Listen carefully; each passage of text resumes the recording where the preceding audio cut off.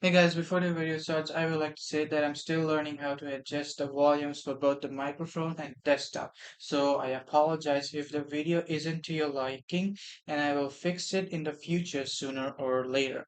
And also, there's one more thing. I also made a non-commentary of this video that you're about to watch. If you're interested to watch my no commentary video, I will put the link in the description. So please go check it out, and I hope you enjoy my video. Thank you. Alright guys, today we're playing this game called Genshin Impact for Sumeru Archon quest over here. Now, let's get started. Here we go. Here we are in the chasm, and now we're gonna head into Sumeru right now. Here we go. Huh? Yeah, yeah. Oh, silly. Guide me, silly. Guide Heed one to the Sumeru. Oh, here we are. Let me finish this real quick. First finish this. Oh, really? I'll keep this close. Okay, now let's continue. Here we are. The Sumeru. And Now that we that's made it to Sumeru, our next objective should be to head to Sumeru City and find a way to meet with Lesser Lord Kusanali. And speaking of Lesser Lord Kusanali, even though we haven't heard too much about her, she doesn't seem to be the same deity who abducted your sister. But even so, people call Sumeru the Nation of Wisdom, you know. If we can get a chance to meet the God of Wisdom, maybe she can give us some useful information. alright, sounds like a plan. But, Paimon doesn't know the way to Sumeru City. Maybe we can climb up to that spot with the statue of the Seven on it. That'll give us a way better view of things. Even if we can't see exactly where the city is, at least we'll be able to check for some smaller settlements nearby. Wait a second. Look! There's someone up ahead! Perfect timing! Now we can just ask for directions rather than wander around like lost adventurers. Hey there! We're not from around here and seem to have gotten a little lost. We'd like to ask for some directions. Huh? Did they not hear Paimon? Hey! You over there! Could you give us some directions? Huh? What's going on here? There's no way she could have missed that. Wait! Could she be ignoring us? How dare she? Or maybe there's a reason she ignored us. Well, even so, she might be heading someplace where we could find other people to ask. Let's keep our distance and follow her. When we get the chance, we'll just ask someone else for directions. Alright. Sumeru Archon quest has officially started. Come But on, let's first, follow her. Just keep but quiet first, and make sure she doesn't notice us. let's first convert.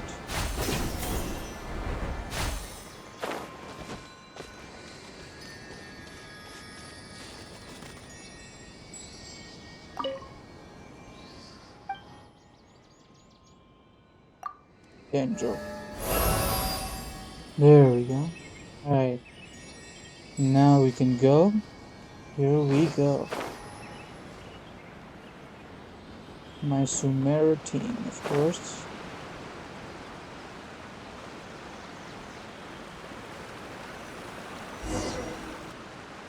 Huh?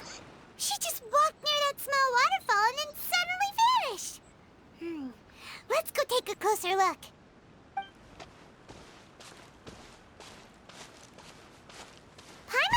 cave would lead to a village or something, but, it looks like that's not the case. Look, she's sitting over there.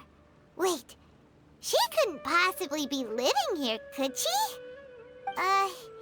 What should we do now? Do we try asking her for directions again? Shouldn't bother her. It looks like she's meditating or something. If we bother her now, she probably wouldn't let us off very lightly.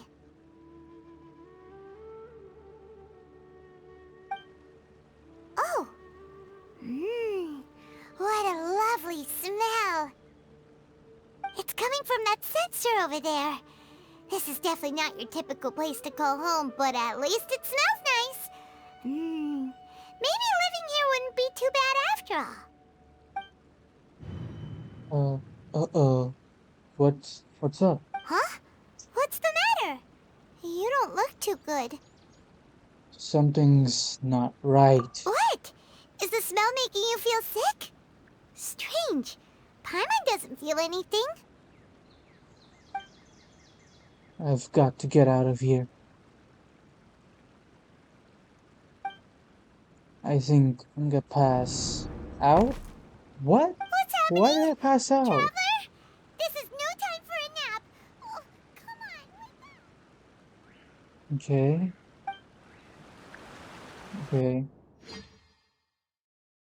Okay, what happened to me? Why did I pass out just because of the smell? Whoa. Okay. Whoa. This is from the Sumeru trailer. Is this where we're going to meet the Lesser Lord Kusanali? The Sumeru Archon. Let's go. I can't sprint. What?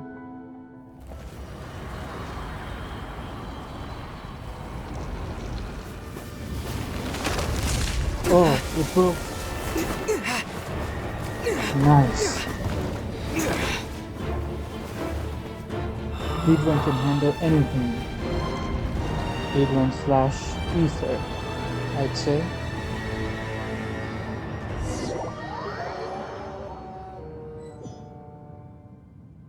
Okay, this is definitely where there was in the trailer. Okay.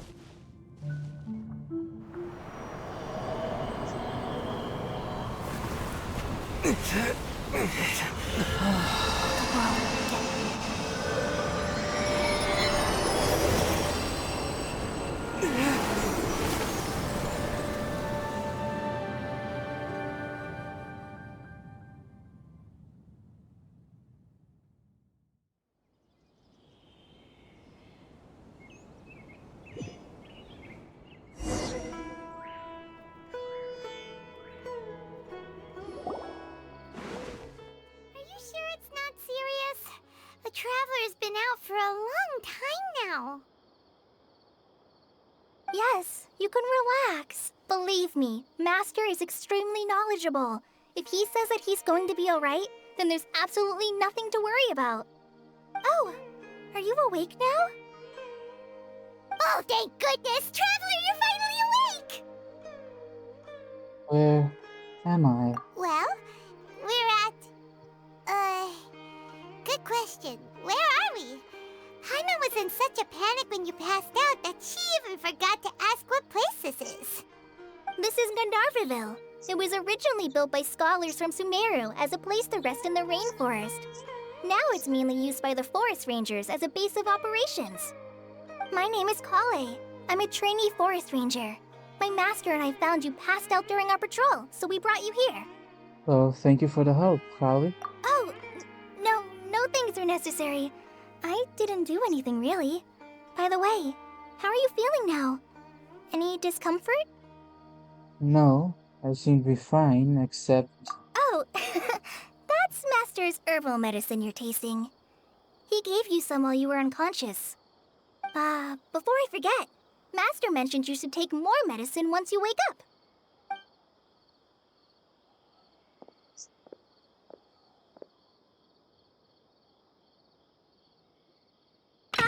Whoops! Oh, Kale, what's the matter? Were you trying to retrieve the medicine? As I've already told you, you must be careful with these. I'll get it for you once I am finished here. Sorry, Master. Now, the guide to Avidia Forest's edible fungi is clearly posted on our bulletin board, but if Farbode forgets which mushrooms to avoid one more time, I'll have no choice but to leave the guide somewhere a little more visible. Like right smack on his forehead so others can remind him to be careful. Right? This is the second time he's come down with food poisoning this month. I'll be sure to give him a good talking to. Yes, please do. If, on the off chance, Farbode simply enjoys having little imaginary fairies dance before his eyes, then we'll just let him be. But the next time he requires any of our medicine, be sure to charge him accordingly.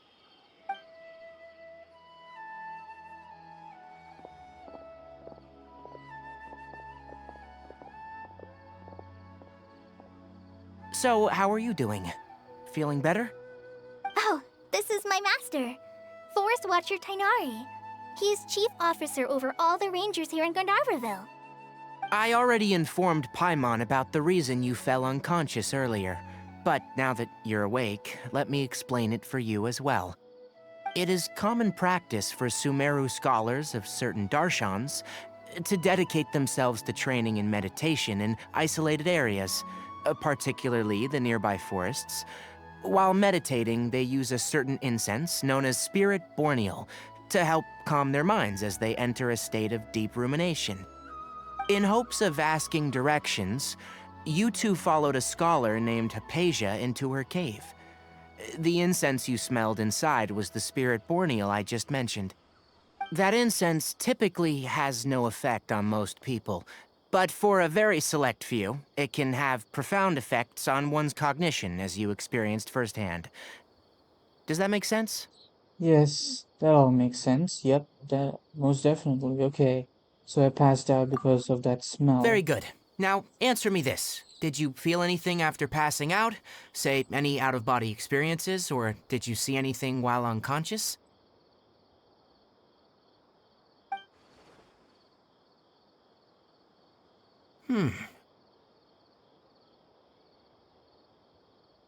Kale, let the others know to stop bringing their patrol logs here for now.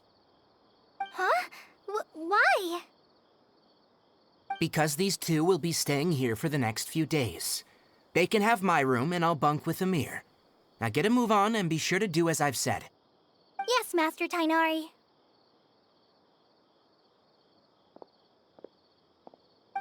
Wait, hold on a second.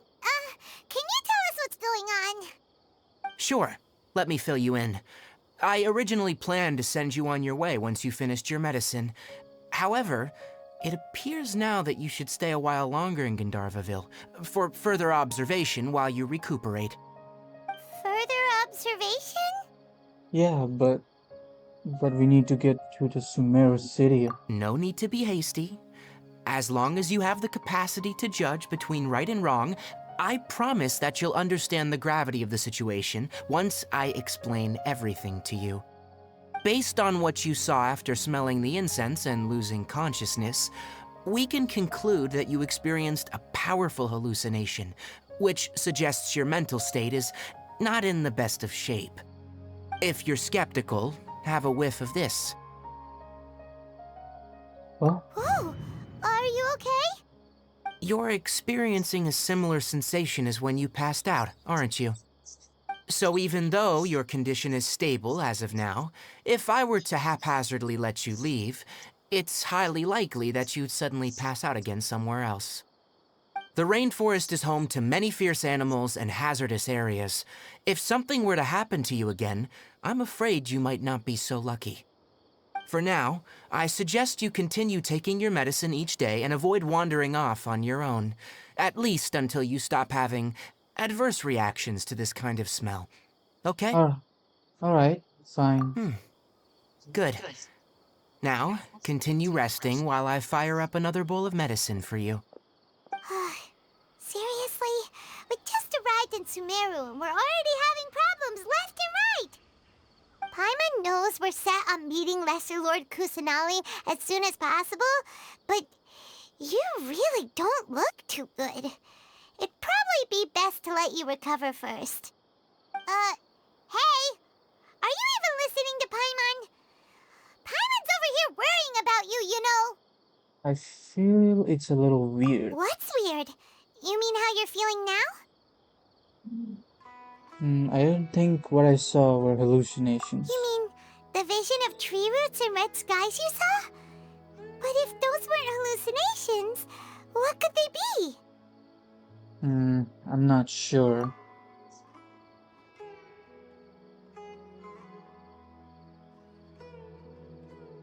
Well, considering how unique you are, Paimon trusts your judgment here. But why didn't you say anything about it to Tainari? If he misjudged your condition, then there's a chance you could get worse, right? He probably wasn't telling us the truth. Huh? You mean that Tainari already knows that what you saw weren't hallucinations?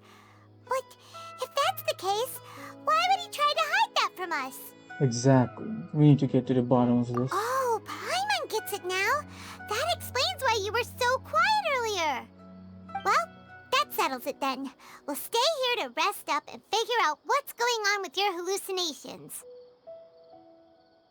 But it seems like asking Tainari might not be an option anymore. What do you think we should do? Let's start by having a chat with Kale. Good idea. Kale's pretty friendly. We can ask her tomorrow about what she knows regarding the Sumeru Archon and customs in Sumeru.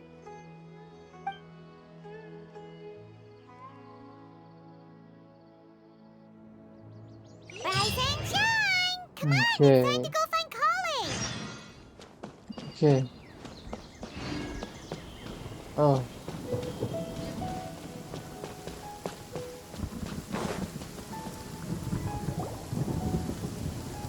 All right, next let's see your right hand. Not bad. But please remember that you still need to be careful, understand? Yes, I will. By the way, Master, I still haven't received the patrol route for today. Look, Kale, today's patrol will be a long one, so you won't be coming along this time. Besides, there's a chance we may encounter... well, you understand. But I have a vision too! Am I useless to everyone now? Don't talk like that, Kale. This is not something you need to be worrying about right now. Ah, there you are. Feeling any better? Is there something we can help with? Yeah, since we'll be staying here for now, we thought we might as well try lending a hand around here. Seems you're not the type to sit back and take it easy for a while, huh?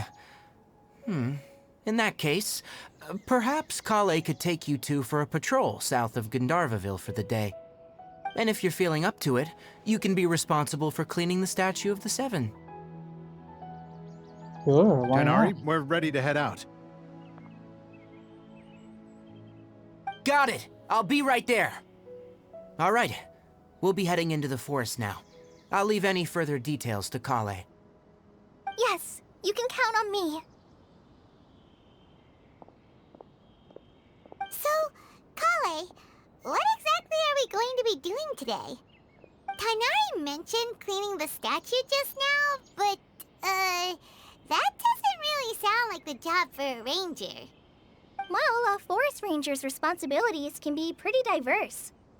They handle a variety of tasks, like checking the condition of outlying roads, maintaining forest facilities, ensuring fire prevention standards are met, and providing assistance to travelers and locals.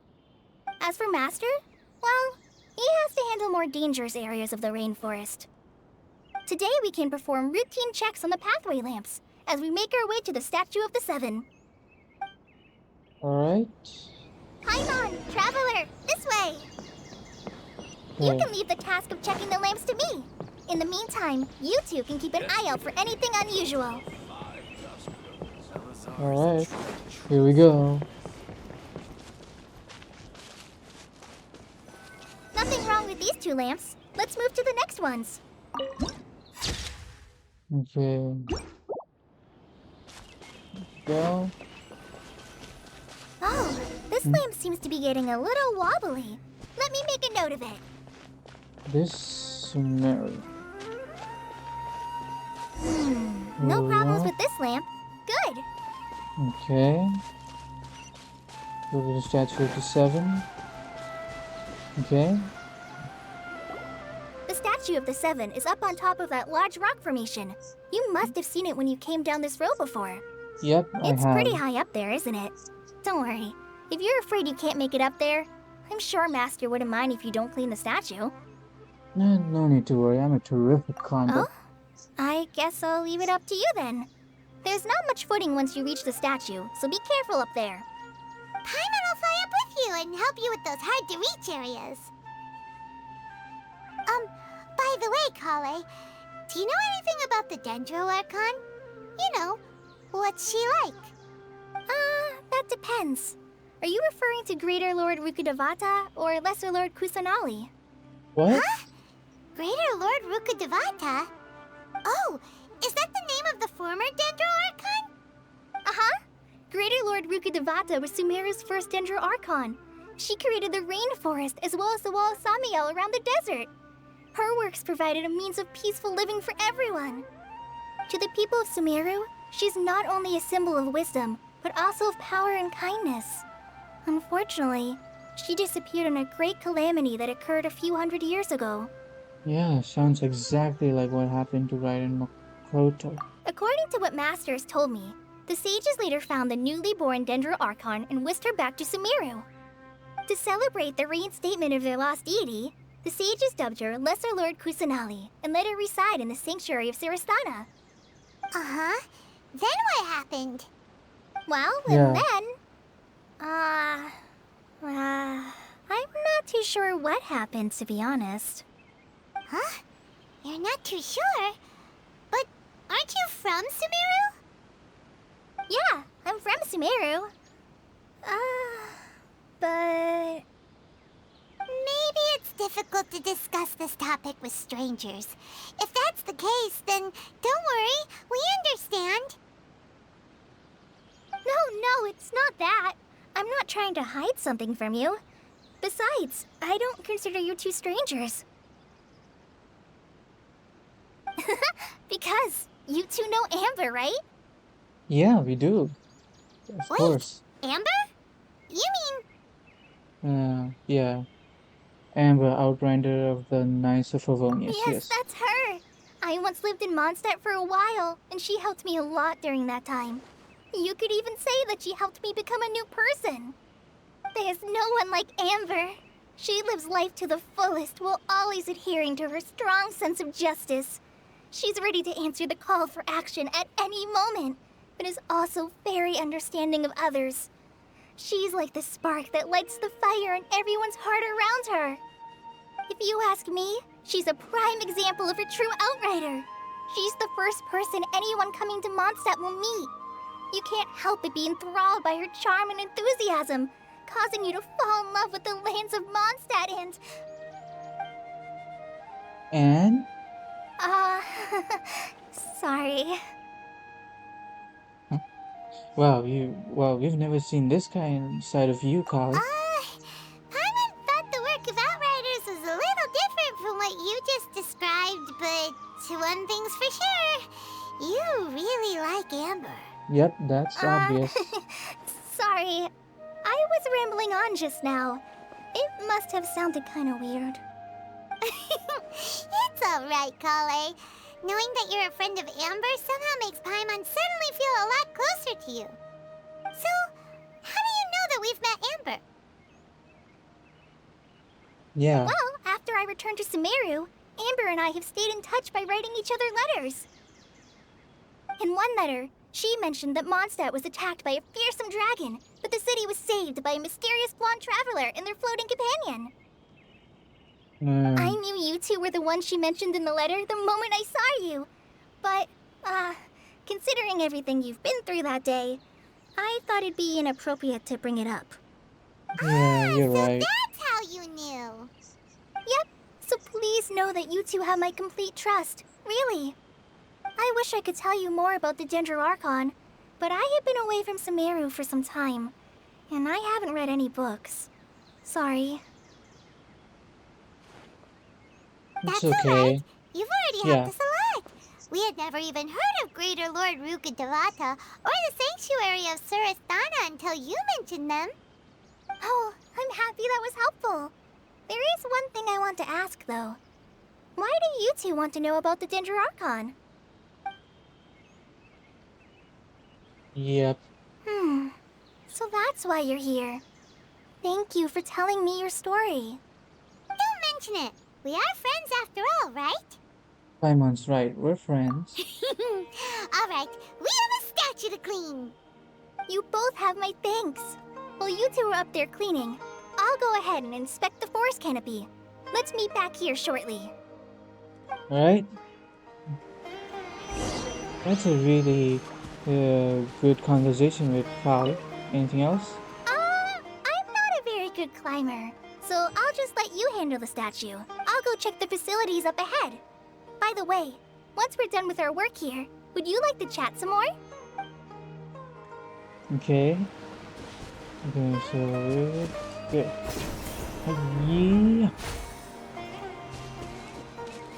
What? Okay, that was close. Okay, here we go. Here we go. Go. Here we are. Huh.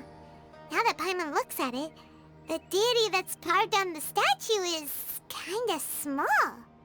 Do you think she's supposed to be Greater Lord Rukkhadevata or Lesser Lord Kusanali?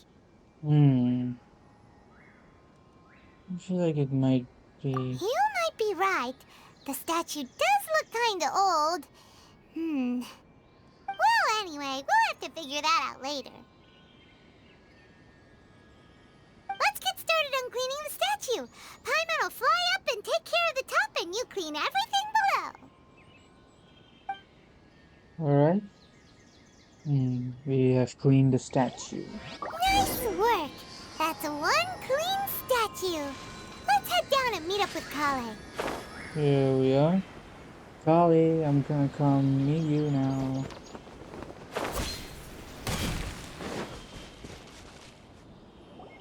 Kale, we're back. Yep, here we are. Welcome back! You must be tired after all that climbing. Let's take a little break. I brought some fruit and water for us. Oh, that's nice of you. Food. What kind of goodies did you bring? I'm on some resistance, please. Hey, don't be a party pooper. It's not like Kale is a stranger or anything. Besides, the best way to compliment a chef is to show passion for their food. Xiangling taught Paimon that. I prepared a nice portable dish that forest rangers like to eat called pita pockets. I hope you'll like them. Pita pockets. Whoops! Ah, no! You dropped it on the ground! Not to worry. I wrapped a few layers of oiled paper around each pita. They should be fine. Oh, whew. Paimon nearly had a heart attack there.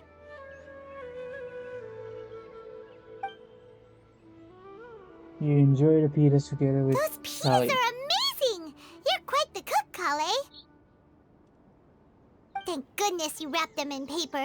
Paimon wouldn't have been able to sleep at night knowing something so tasty had been wasted. You really know how to compliment the chef, Paimon.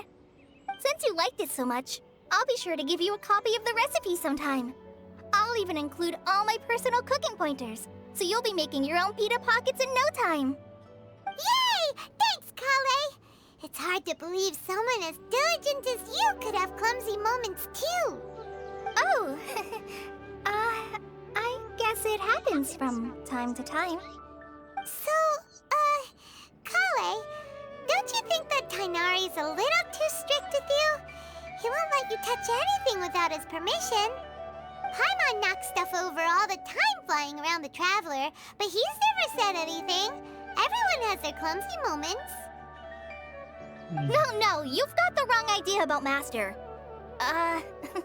Sure, he may seem a bit harsh at first, but with some time, you'll see that he's actually very kind-hearted.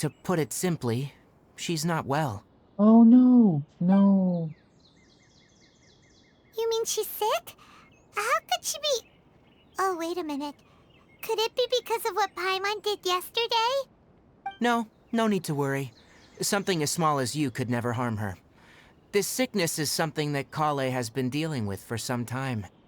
Kale has been more excited than usual since you two arrived. A little too much so, to be honest. She hasn't remembered to take care of herself. I suppose it's understandable, though. She hasn't been around anyone she considered a friend for some time now. It must have been refreshing for her to have you two here. So, Tainari, what's really wrong with Kale? Yeah. Let's take this conversation elsewhere. Kale just fell asleep after taking her medicine. She needs some peace and quiet. Okay, let's go. Somewhere else. Okay. Where? Oh, there? Okay.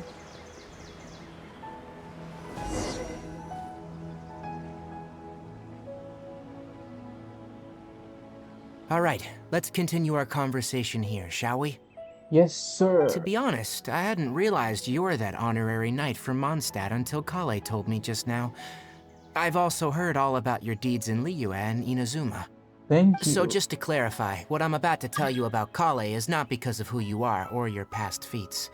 Instead, I am going to tell you because, well, because Kale asked me to.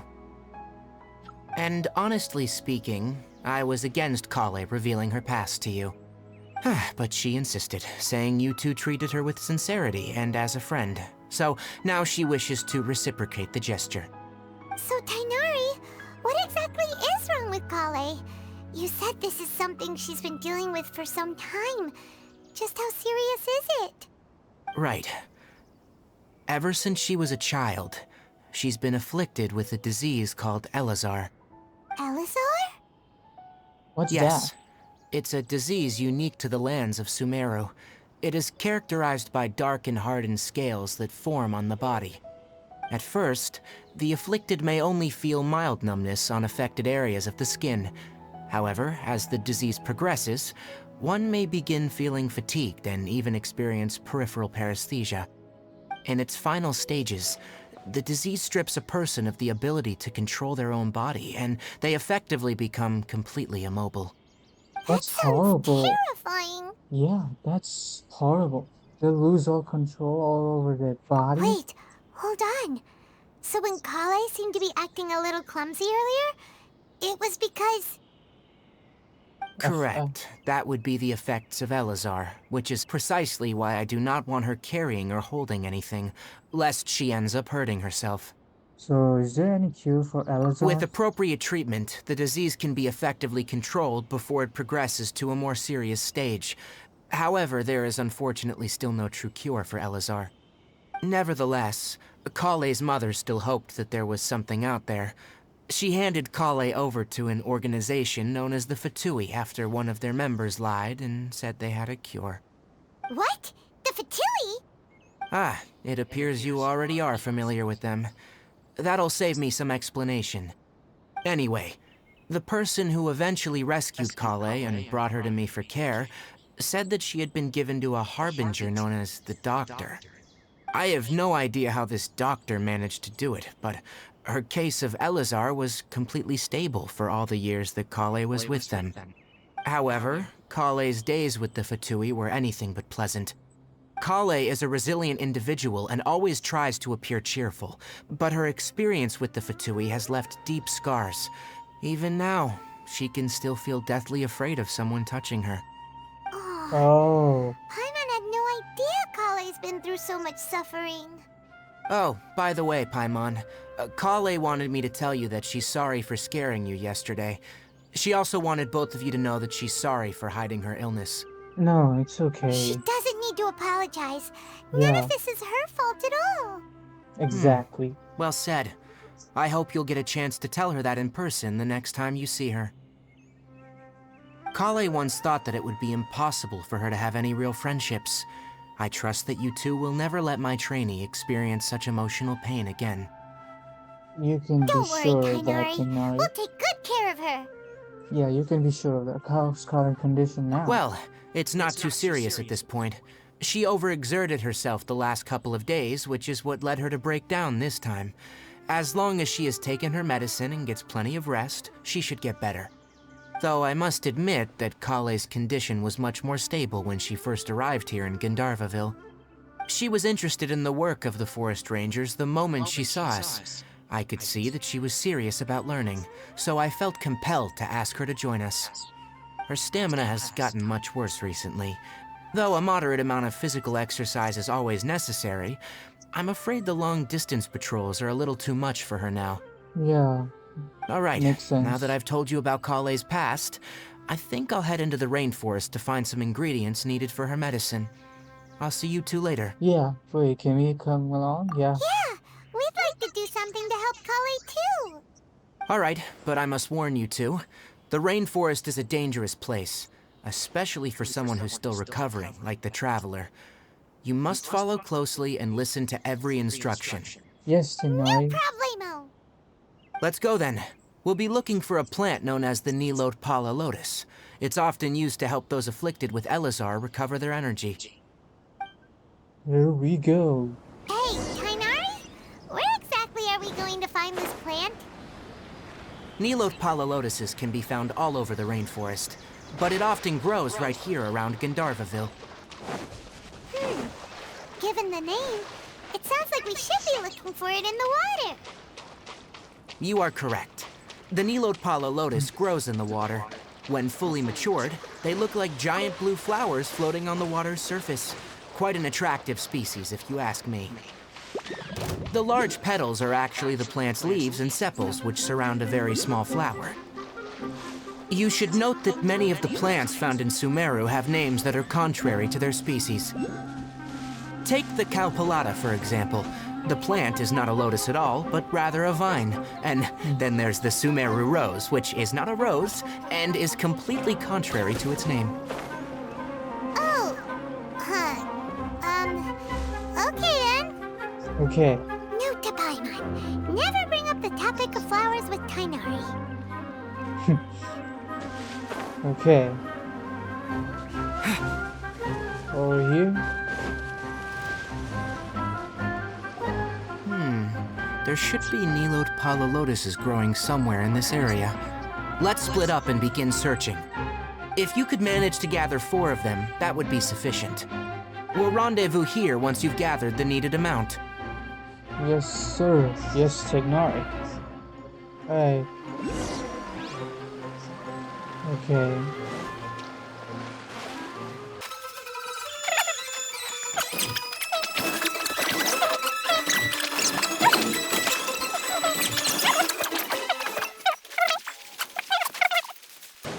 I already see plenty. 1, 2, 3, and 4. Alright, we've gathered enough Nilotpala lotuses. Let's head back to meet Tighnari. Here we are. Hey, Tighnari, we found the lotuses you requested. Yep. Let me have a look. Good. Very good. These are all excellent quality. Thank you. I'm glad you two came along. Your exploration experience helped save me a lot of time here. It seems we even have enough time to stock up on other things I need. Hey, Tighnari! Oh, Amir? Oh, that's the guy. That's the guy where Tighnari said he's gonna bunk with Amir. They're dressed like a forest ranger. Ah, yes, that's Amir and the others. But didn't they just set off not too long ago? What are they doing back so early? Let's go find out what's going on.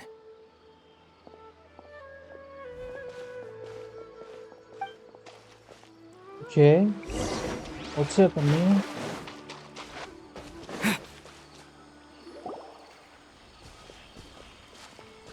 Tighnari, thank goodness we found you here. We were just about to head back and find you at Gandharvaville. What's going on? Yeah, what is it? We just Mhm. discovered a withering zone. Oh, a The withering is zone. back? but the patrol route you were on should have been already cleared just a week ago. It reappeared so quickly. Can you tell me the exact location? It's up ahead, deep in the river valley. It's appeared in a spot that blocks nearly the entire narrow part of the valley area, so we decided to come find you as quickly as possible. And the radius of the contamination? Sorry, I couldn't get a clear enough view to tell. No one in our patrol team had a vision, and it appeared to still be spreading, so we didn't risk getting any closer. Okay, I understand. You made the right decision. I'll go deal with it right away. In the meantime, please guide these two back to Gandharvaville. Wait, Kainari, why don't you let us help you? Yeah. You two have only just arrived in Sumeru. You're still unfamiliar with many things in these lands. There's a unique type of anomaly that occurs in the Sumeru rainforest. It's called the withering. The affected areas not only cause nearby vegetation to wither, but it's also lethal to wildlife and even people. If you don't carry a vision, then you should think twice before approaching such places. I don't Yes, need a vision. Amir is absolutely right. I wasn't kidding when I said the rainforest is a dangerous place. As Amir said, only someone with a vision, that is, the power to manipulate elements, will be able to resist the withering's corrosive effects for a time. That's right. If any of the forest rangers without a vision come across a withering zone, we first make a record of the location and then have a ranger with the proper abilities deal with it, like Tainari here. Only someone with a vision can venture within a withering zone and find a way to deal with it. Yeah, I don't need to worry because I can control the elements. But you don't seem to carry a vision. Yeah, I don't need a vision. Don't worry, he may not have a vision, but he's a real pro at using the power of the elements. Don't sweat it. We've helped others deal with similar situations before. Yep, we did. Wait, you've met other forest rangers before? I was planning to properly show you both how to identify the withering before you left Gandharvaville. Anyway, since you two are experienced adventurers, come with me. I'm sure you'll both be able to help. Alright. Thank you, Signori. Alright, over here. I'll take more, please. Come on, let's go. Hey, look! That gloomy area over there looks like a withering zone. Even though Paimon's seen one before, it's still kinda scary.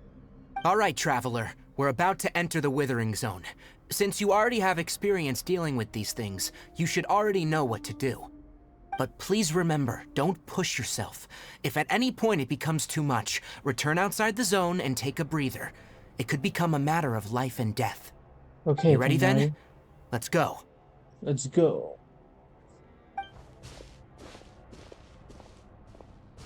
Here we go. First, we must locate any branches sustaining the withering zone. Hey, Propagate! Let's get it on! okay. Okay, there we go. One down. Okay. The next two. What should I say? Yeah, two. I think. Okay, let me have space for that. I don't need to worry. Look alive! Bye-bye. Okay, next. Where's the last one? Oh, here it is.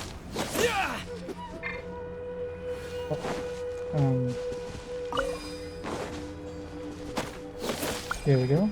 Great work. Now that all the branches have been cleared, we'll need to take care of the tumor. Yep.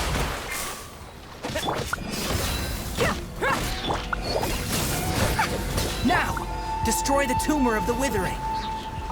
Destroy it. Nice. We did it! Everything's returning to normal now. Yes. Thanks to you two, we were able to quickly restore this area back to normal. You're welcome. Tainari? You make it sound like we did well, but why does Paimon have the feeling you're worried about something? It's that obvious, huh? Alright, it's like this. Recently, the rate at which withering zones appear has been increasing. Even though we were able to quickly clear that withering zone, it won't be long before another one appears. If that simply meant more work for me, then that wouldn't be an issue. But it's far more severe than that. The withering is leaving lasting effects on the rainforest itself. For instance, even though we cleared out the withering zone, many of the plants that were affected will not recover. This presents a crisis for the ecosystem itself. Many plants in the rainforest are already in decline, directly impacting the wildlife that depends on those plants. Okay. And most disturbingly, as the appearances of withering zones have started to increase, Kale's case of Elazar has also become more serious. I see. Well, why's that? I'm still not sure of the exact reason. However, I've received word from acquaintances at the academia that similar cases are being reported for patients with other conditions. Is there no way to permanently get rid of the withering? No, none that we know of. The withering has been recorded in Sumeru for millennia. It's said that it originates from the depths of the world. Oh, by the way, have you heard of Irminsul before? No, I haven't. Irminsul is a tree located deep beneath the surface. Although it isn't like any tree we know in a biological sense, you can basically think of it as a large tree that grows downwards rather than upwards. I'm sure you've heard of ley lines, right? They're like the roots of Irminsul, spreading and extending from a massive cavern deep underground all the way up to the surface. Yeah, it does, actually. I was thinking the same thing there. Ley lines continually absorb the memories of this world, which are then funneled into Irminsul, allowing it to collect knowledge and wisdom from ancient times to present day. The Sumeru Archon is known as the god of wisdom because her consciousness is directly connected to it. It is also said that the Sumeru Archon's power is a manifestation of Irminsul. And as for the withering, its emergence is related to a disease that's affecting it. So you're saying that Irminsul is sick? That's right. My ancestors learned of this from Greater Lord Rukkhadevata's familiars a long time ago, but even those mysterious creatures did not know of a cure for Irminsul. I'm afraid we rangers will be battling the withering zones here for a long time, until a cure is found. All right, that's enough on this topic for the time being. Now that we've taken care of things here, it's time for us to head back to Gandharvaville. Okay. Back to Gandharvaville we go.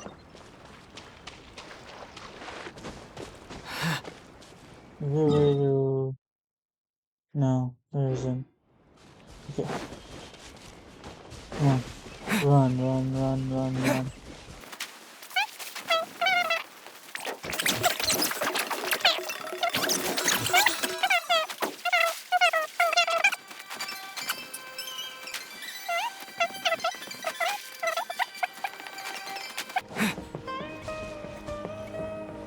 Here we are. We're back in Oh, Tainari, Gandharvaville. you all made it back. How did it go? The withering zone you reported has been taken care of. No need to worry. Huh? Wait, is that? Oh no, Hypatia!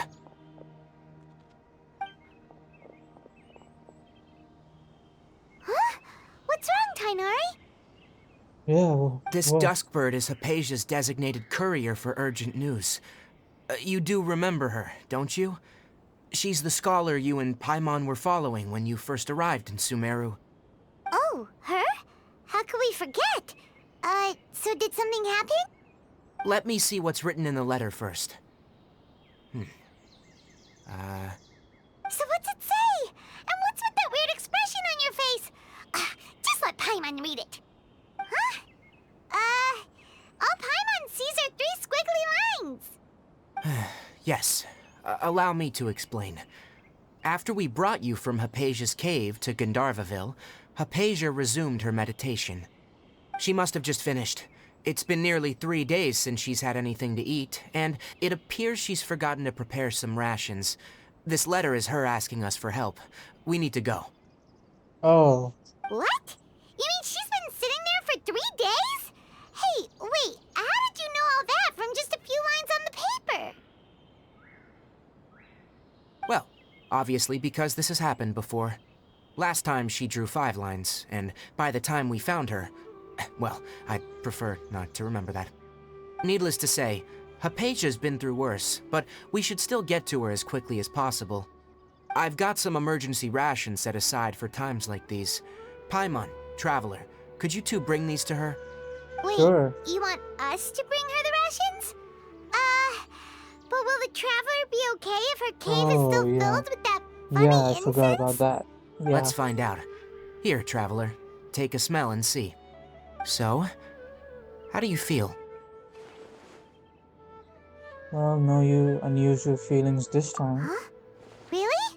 You're not feeling even a little drowsy? But wait, how'd you know that he'd be okay this time, Tainari? Back when we were clearing the Withering Zone, I observed that he could adeptly manipulate the Dendro element. I knew then that he would be fine.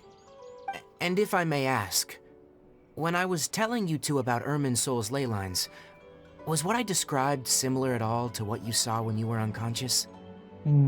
What I saw weren't hallucinations, were they? That's correct. Those weren't hallucinations at all, though I don't intend to apologize for deceiving you. Because what you saw is of significant importance. Not just for the nation of Sumeru, but the entire world of Tevat. My forefathers were shown much favor by Greater Lord Rukkhadevata. We took an oath to protect this nation together with her. Now that that duty has fallen to me, it was a part of my responsibilities to ascertain whether you could be entrusted with the fate of Sumeru. Now, after seeing you in action with my own eyes, you have earned my confidence, and I no longer feel the need to hide any secrets from you.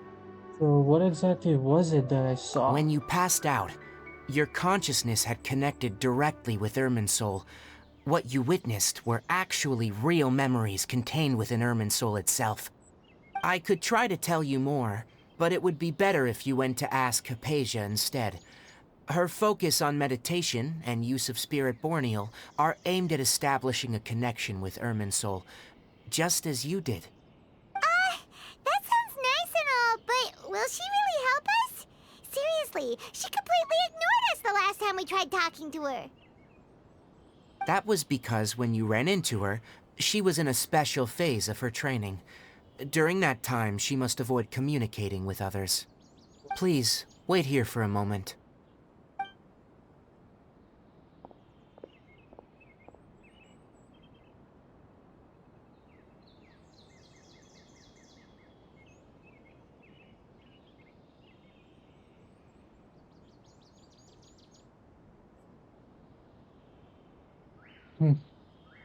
Okay.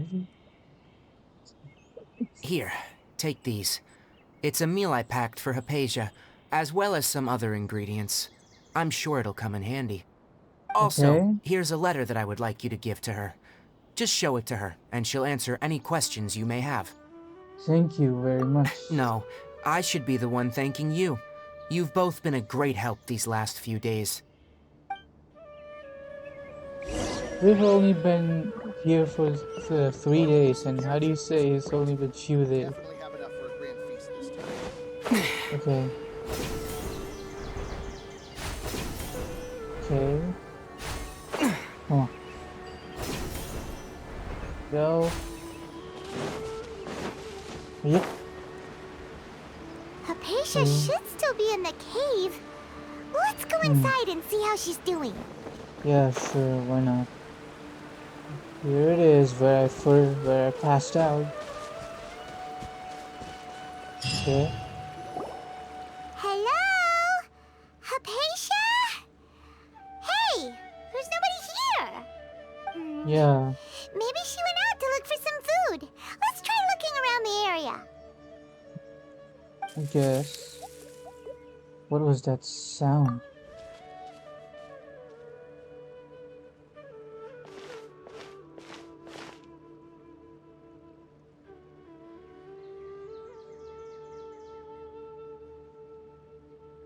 Oh, she's right there.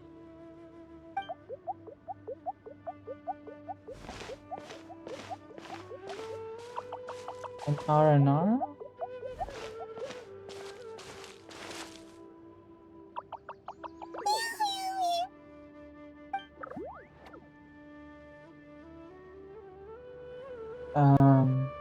What? What happened?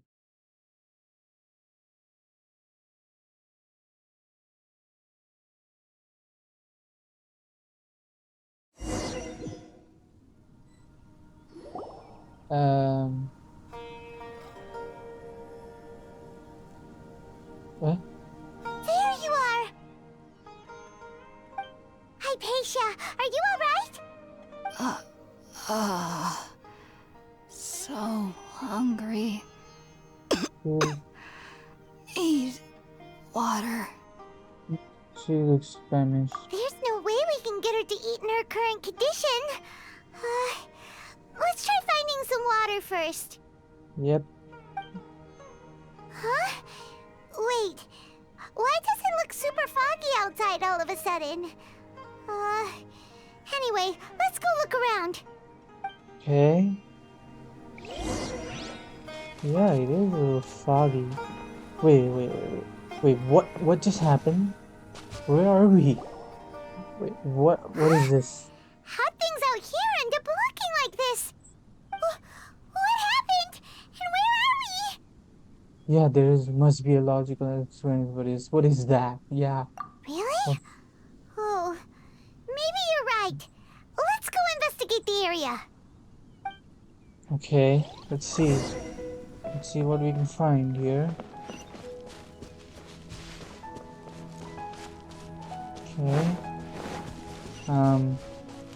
What is happening here? What? Door of Resurrection? Where? Okay. What? Am I in a hallucination again? Wow, this place is huge! Paimon knew there's something off about that cave. Let's think of a way to get over there and have a closer look. Who knows? Maybe we'll find a lead of some kind. Pin them down. Okay. Come on. There we go. There we go. Finish. Yeah. Bouncy. Okay. What? Oh. Okay, there we go. Going away. Is there anything up there? No, I can't seem to get up there so easily. Okay. Let's see. What's up? Whoa! Am I in the chasm now? What's happening? What's happening? Whoa. I'm in Inazuma now? Huh? What happened just now? Why'd everything around us suddenly change? Why are we in Inazuma now? Oh, this. Nice chest. Okay. Thanks for the chest. Okay. Okay, what's happening here? Whoa, not again. Where are we going now? Where? Okay, we're back in Sumeru now. Okay. I need to collect 3 of them. Okay. Okay. I need to go that direction. Okay, back. Okay, there. Then we're over there. Okay. Okay. I don't know what is happening, but I feel like I'm in a hallucination. But if I'm in hallucination, why is Paimon is in hallucination as well? Is this only happening to me or what? Whoa, okay, okay. Come on. Let's get it on!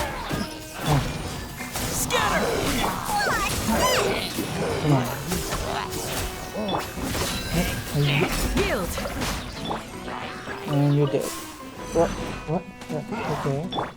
Come on. Do your worst! Come on. Come. Fight. Here's the goods! Okay. Okay. Come fight me. Flee! Propagate! Here we go. Done. He's dead. They're dead. Okay. Next. Whoa.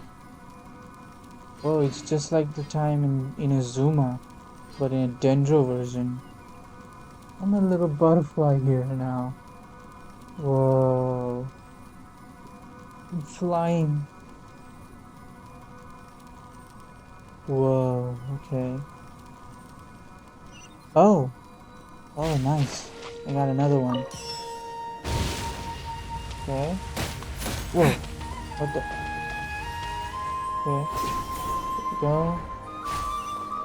Okay, here we go. Okay. Oh, another one. Now where? Where do I go? That direction. Okay. Open sesame. 2, 1, 2, 3. Activate. Okay. Whoa, not again. Is it Mondstadt this time? Inazuma or Liyue? Which one are you going to take me? I feel like I'm in Chasm. Oh, Inazuma again? What in Tibet is going on here? This place is getting weirder by the minute. Hey, what's the matter? You don't look so good.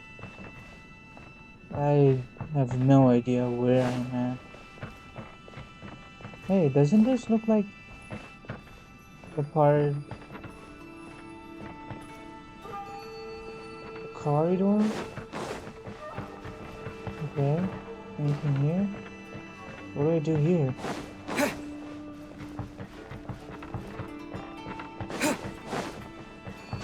Can I go from here?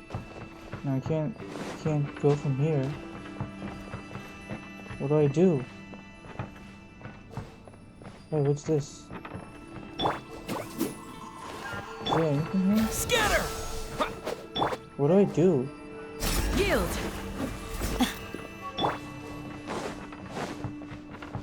Anything here? Nothing. What do I do here? Wait, is there something? Oh, I see what's up. I see. There. Oh, do you want me to do it with here? Yep. Got you. Oh, okay.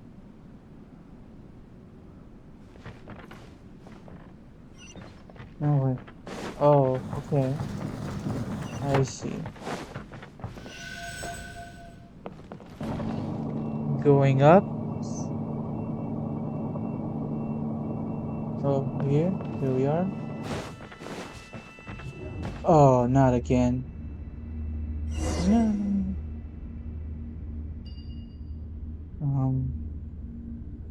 I'm in Sumeru now. Here we are. Okay. There. Wait. Is that an Abyss Herald? I just saw... Yep, it is an Abyss Herald. Well. Looks like we meet again, traveler. The Abyss Herald! What are you planning to do in this strange place? Strange place. Plotting. You needn't worry about such things. They don't concern you. Where's Lumine? Tell me. Oh, are we fighting? Bow before the abyss. Propagate! Spring forth! Flame! Okay, come on. Look alive! Come on. You can't beat me so easily with this hell. Whoa. Do your worst! Scatter! Oh. Oh, okay.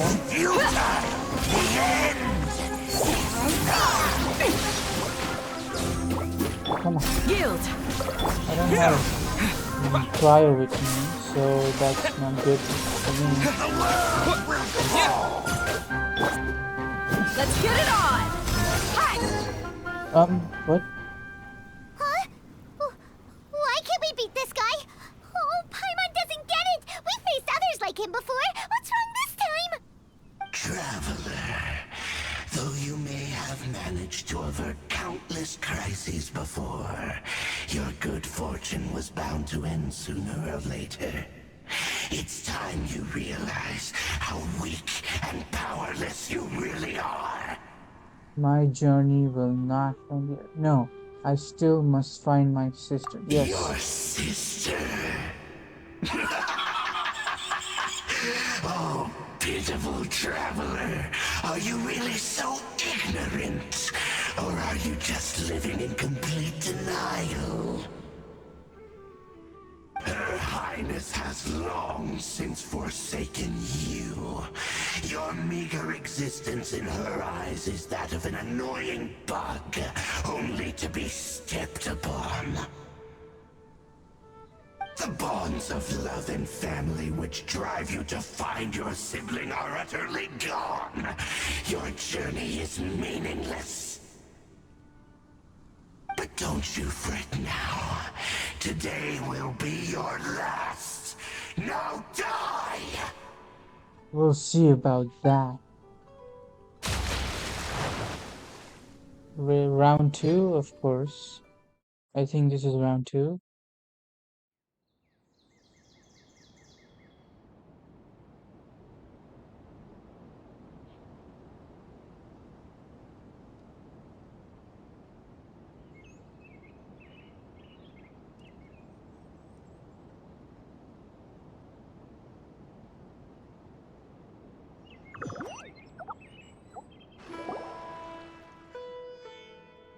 Huh? What? What?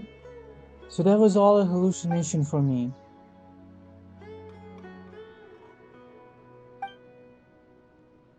What do we do? We haven't seen Hypatia anywhere out here.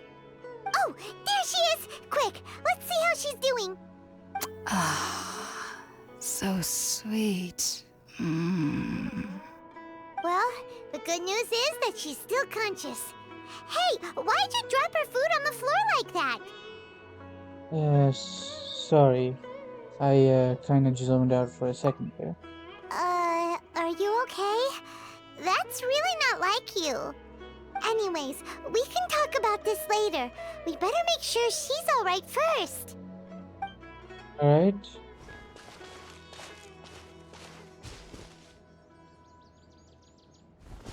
Whoa! Wait a sec. Look at all this fruit lying around her. We can put that to good use. Oh, fruit juice. Nice. Who is there? Tainari, is that you?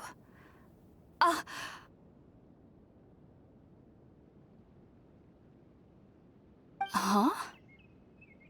It's okay. You can relax, Hypatia. Tainari sent us here to bring you some food and water. Here, we have a letter that he asked us to give you. Oh, yeah. Maybe it's a letter for help for me to get some answers. I see. So, you're friends of Tainari. I apologize for all the trouble I've caused you. I'm grateful that you came so quickly to save me. You even brought all this fruit. Well, actually, we didn't bring the fruit. It was already here when we arrived. Yeah. We were kind of wondering about that actually. When we found you here, there was all this fruit lying around and even some juice dripping from your lips. How did you end up like this anyway? Oh, really? Yeah.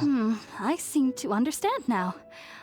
All the fruit was likely from my, neighbor. Must have come by and saw me like this. Your neighbor?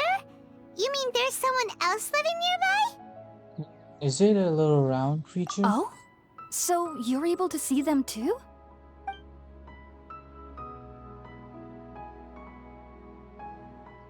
Wait, hold on a second, Traveler.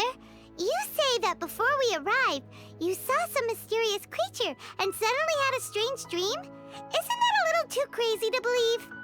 No, I actually do believe what the traveler is saying. I myself had a similar experience once before and ended up scaring my timid little neighbor here. You needn't worry. They mean you no harm. They only dragged you into the dream because they hoped to buy themselves a little time in order to scurry away. So, Hypatia, just what kind of creature is your neighbor exactly? I'm not sure what it's called, to be honest. But I do know that they have some sort of deeper connection with the Sumeru Archon. I know this because the first time I saw them was also the exact day my consciousness was able to form a connection with Irminsul. Even after I opened my eyes and stopped meditating, my heart was still pounding, and my mind was racing with all the knowledge that I had touched. And at that very moment, I suddenly noticed a small figure at the opening of the cave. In my curiosity, I began to walk over to the creature. They must have already been used to me living in the cave, because they didn't seem to mind me approaching them. They just kept doing whatever they were up to. It wasn't until I crouched down next to them that they suddenly realized that I could see them. Oh, and then? And then I had a dream. By the time I came to, they were nowhere to be seen. I was convinced they'd never show up again. But sure enough, I saw them nearby a few days later. And they weren't alone. I feel like they aren't as afraid of me as the first time I approached them. But I never would have expected them to save me. Sounds like a great neighbor. Yes, no doubt about that. By the way, Tainari mentioned in his letter that you had questions for me regarding Irminsul. Maybe food first. Sorry about that. Sounds like just drinking juice still isn't quite enough for my stomach. Well, if somebody hadn't dropped the food earlier... Anyway, looks like we'll need to prepare something ourselves.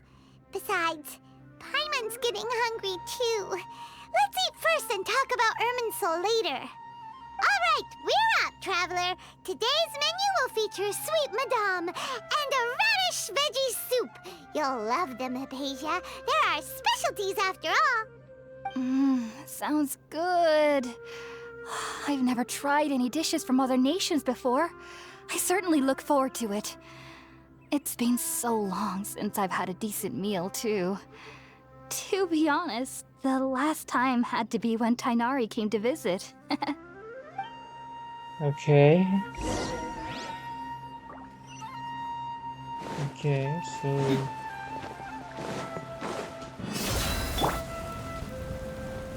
Mix bucklands.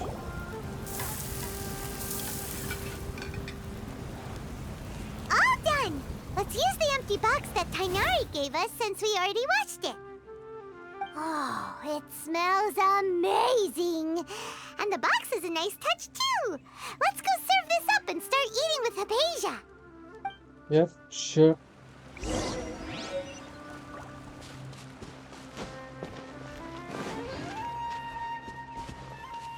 Here you go. Here's your lunch. Are you already finished cooking? Smells delectable. I'm truly thankful whenever I can enjoy a proper meal like this.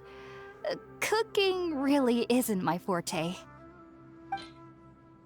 Well, here you go.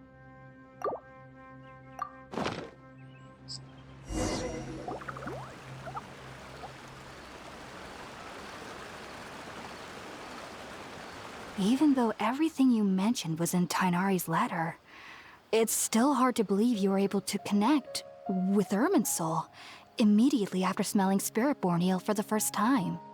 It took me nearly 3 years before I could do so. And everyone at the Academia even lauded me as a genius. You should know that some researchers spent their entire lives without ever successfully connecting with Irminsul as you have. So why does this incense allow people to connect to Irminsul?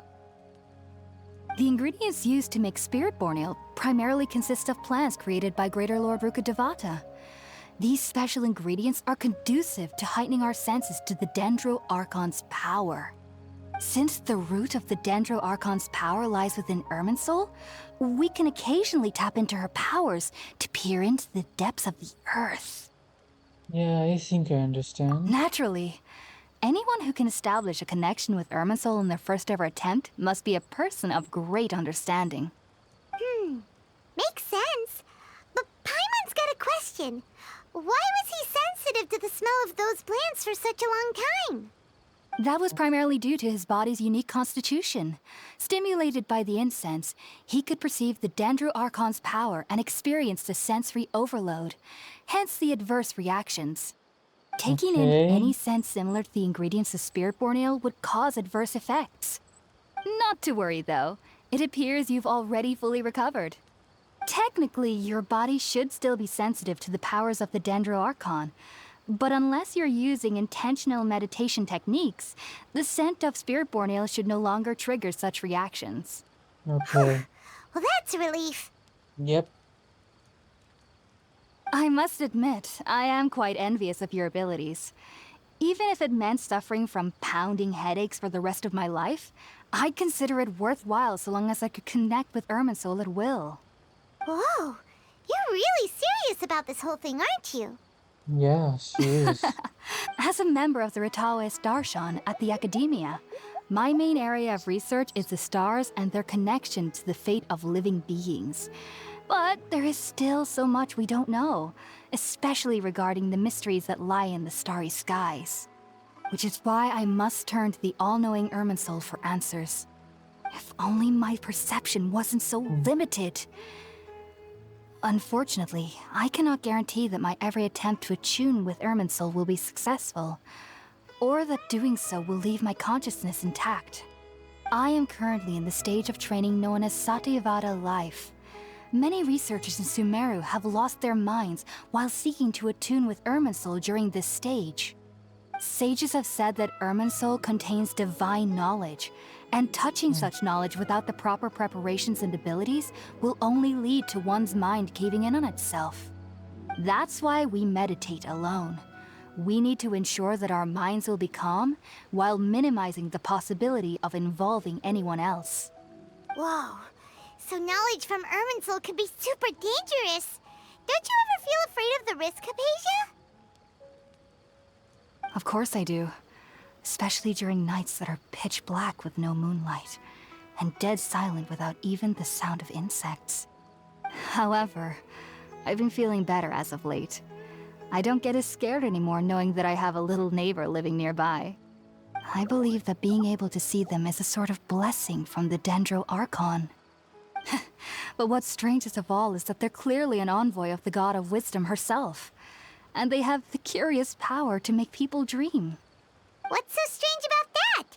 It doesn't sound so out of place for a divine being, does it? Well, it's strange because nearly nobody in Sumeru can ever dream. Oh, is that true? Yes, well, to an extent. Only children can dream in Sumeru. Adults, however, never do.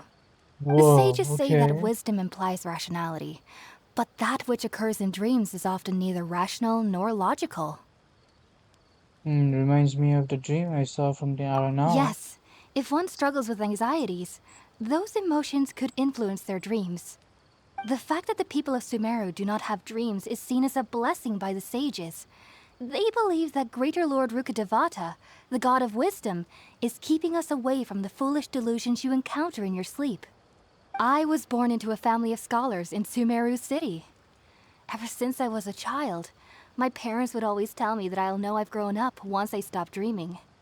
I studied hard, enrolled as a student in the academia, and went on to become a researcher. Sure enough, I never dreamed again. But then, on the day I scared the little Aranara, I suddenly saw a dream again. It was incredible. Though I don't exactly remember what I saw, I clearly recall the feeling. I suddenly felt like I was a child again. Back then, Okay. I was foolish and ignorant as any youth would be, but I was free of fear. Maybe dreaming isn't as bad as we've made it out to be. Just be sure not to speak of this if you travel to Sumeru City. They'll look at you as if you've lost your mind. So, Oh, do you have okay. any thoughts about the things he saw when he connected with Irminsul? Sorry, I'm afraid I don't have any answers as of now. All I can say is that what you saw is a memory contained within Irminsul itself. World forget me. What could that possibly mean? If only I could ascend past Satyavada life and begin Paripurna life. I might have some more answers for you. Oh. If you two are ever in the area again, please be sure to come and see me. Thanks, Apesia. There's no need to be thanking me. You two are my saviors. Besides, I'm already looking forward to tasting some more of your cooking. Gee, thanks. Now that we know Hypatia is alright and had the chance to ask her some questions, Paimon thinks it's about time to head back to Gandharvaville. Yeah, sure.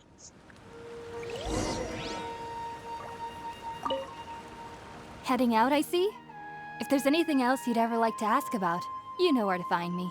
Even though that little neighbor of mine was able to induce a state of dreaming, I doubt they were able to control the actual contents of the dream.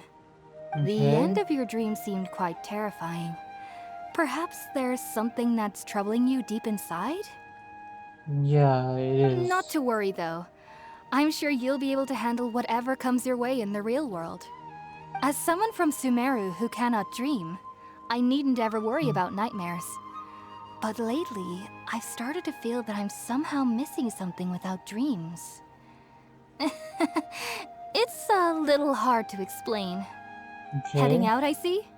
If there's anything else you'd ever like to... Sumeru researchers use Spiritborn Ale to assist them in connecting with Irminsul to extract knowledge from it. Though the process can be risky, we believe that the knowledge gained is worth it. Unfortunately, I cannot help you understand your dream. At least not yet. I'm still learning how to attune to the depths of Irminsul myself. I hope that I'll be able to ascend past Satyavada life and gain deeper insights. Thanks. Heading out, I see? If there's anything else, I've heard local children here in the rainforest speaking of fairy-like creatures. But I'm from Sumeru City, and have never heard of such things when I was a child. Perhaps this is because I had a very strict upbringing. My parents would seldom allow me to play with other children. I doubt they'd ever believe me if I told them about my little neighbor out here. And speaking of my little neighbor, I think they can somehow sense when Tighnari is coming to visit me. I've noticed on several occasions that as they're playing under the trees, they'll suddenly tense up and scamper away for no apparent reason. Shortly after they do this, Tighnari always shows up here. Perhaps I should ask Tighnari about this the next time I see him. Heading out, I see? If there's anything else you'd ever like to ask about, take care. Do remember to come visit anytime you're in the area. I would be happy to chat with you. Thanks.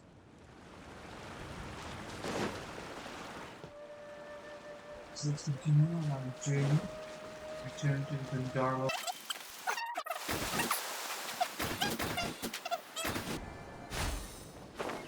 Okay.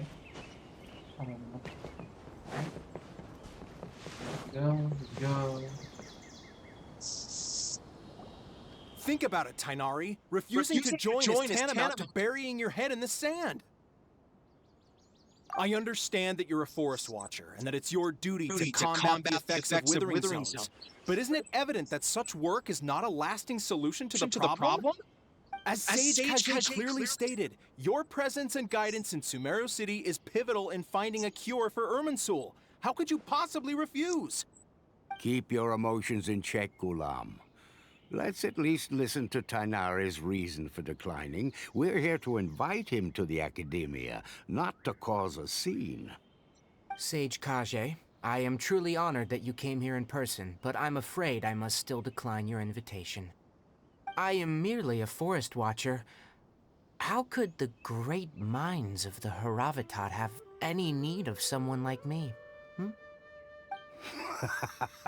Well, it turns out that your refusal letter had some implications on your master's reputation.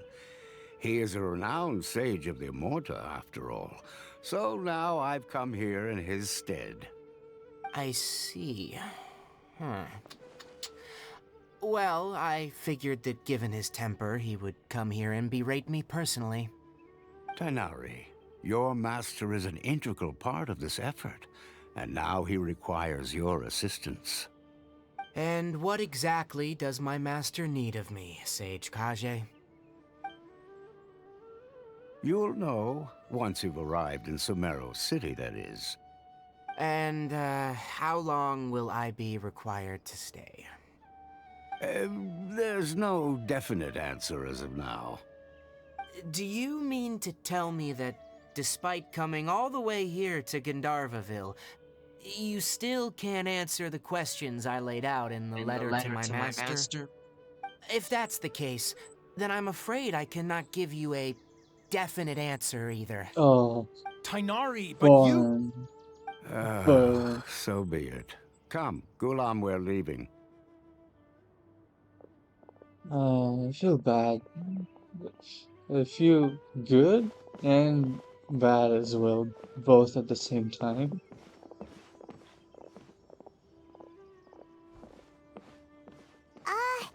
Tainari, what was that all about? It's nothing. Some people from the Academia wanted me to go to Sumeru City to assist them with a project, but I had to refuse on account of all my responsibilities here. But all that can wait. How did things go with Hypatia? It was quite the eventful trip, but the main thing is that she's safe and sound. She answered a bunch of questions for us, too. Very good. Now that the Traveler has made a full recovery, there shouldn't be any reason for you to tarry here longer. I assume you will be heading to Sumeru City, correct? Yep, that's right. We want to meet Lesser Lord Kusanali and ask her for advice. Do you have any idea on how we can find her? Sorry, I'm afraid I don't have any advice for you there. Well, do you at least know anyone we can try asking in Sumeru City? Let me think. My trips to Sumeru City have been fairly short, and most of my acquaintances are researchers. Oh, how about this? I'll write you a letter of introduction that you can give to a researcher I know. He's from the Immorta Darshan and is adept at gathering information. Asking him might prove worthwhile. Also, when you enter Sumeru City, you'll probably end up receiving something like this item here. I'm not sure if it will ever come in handy for you, but maybe you can give it a try. Oh? What is it? It's called an Akasha Terminal. It's a tool produced by the Academia that utilizes the legacy of Greater Lord Rukkhadevata. Some say that this item is the very basis of Sumeru's reputation as the City of Wisdom. Needless to say, this device and its usage fall under the Academia's expertise, so I'll leave it to them to show you how to use it. Great! Next up, Sumeru City! But wait, before that... We need to say goodbye to Kali. That's right! Tainari, we have something important to say to Kali before we leave. Is she doing better now? Yes, she's doing much better. After being confined to her bed all this time, I thought a little walk would do her some good. Last I saw her, she was taking the path towards the North Crossing. She knew you two would be leaving soon, so she must have wanted to see you off. Thanks, Tainari. All right, let's go! Farewell, and good luck to you both. Alright. Next. Where do we go? Over there. Oh, I already see Kali. Okay. Okay, here we go. Here we go. Hey, Kali. We're heading to Sumeru City. I've been waiting for you two. Well, never mind. I guess I should just wish you two a safe and successful journey. Thanks for waiting here just to see us off, Kale. We're headed to Sumeru City. Yeah, we'll be back to see you soon, Kali. Don't worry about me. I can take care of myself. My condition won't be getting in the way of my duties. I want to be a forest ranger after all. It's up to me and the others to protect the rainforest here. And, I'm sorry. I should have told you both about my condition when we first met. I just wanted you two to treat me as a normal friend, not some girl that needs your sympathy. But I guess now I understand that the most important thing is for friends to be genuine with one another. There's no need to apologize, Kale. We should be thanking you for trusting us enough to be your friends and sharing your past with us. We're probably still gonna worry about your condition, but that's because we're friends and we care about you. Thank you. That means a lot.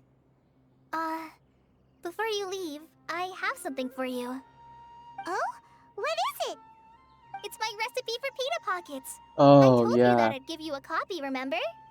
My handwriting is a little, messy, so please don't laugh. Yay! Thanks, Kale. Now we can eat those scrumptious little pitas whenever and wherever we like. I hope that whenever you eat them, you'll both remember your time here in Gandharvaville. Of course we will. Well then, I, trainee Forest Ranger Kale, bid you both farewell.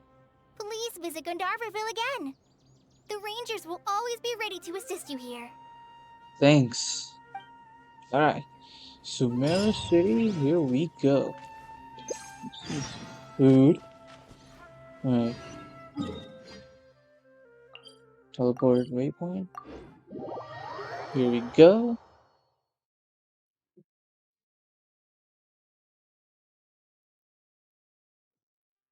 Okay. That. Sumeru City.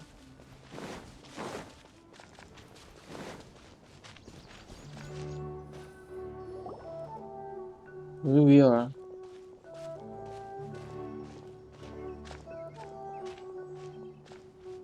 Sumeru City! We finally made it. Indeed we have. Did you see that? When those people entered the city, something on their heads lit up. Yeah. One moment, please, you two. It appears this is your first time visiting Sumeru City. Oh, yeah, that's right. But how did you know that? Because there's currently no information on either of you in the Akasha. But no need to worry, that won't prevent you from entering the city. In fact, the Academia conveniently provides each traveler to Sumeru City with a device. Perhaps you two have heard of the Akasha before. It's our beloved Greater Lord Rukkhadevata's lasting legacy, a treasure trove of collected knowledge. After centuries of tireless research on the Akasha, the Academia created one of its most ingenious inventions, the Akasha Terminal. As long as you are within Sumeru's borders, you may use an Akasha Terminal to connect directly to the Akasha and access any knowledge you need. I should mention that due to technical limitations, the operation of Akasha Terminals will be much smoother and more effective in large cities such as Sumeru City and Port Ormos. Oh, so this is the thing that Tainari was telling us about. It sounds pretty amazing. Yep, it is. You two are quite fortunate. Until recently, it was standard practice to only issue Akasha Terminals to outlanders who spent an extended amount of time in Sumeru. However, this policy was recently changed, and now all travelers are issued one upon arrival.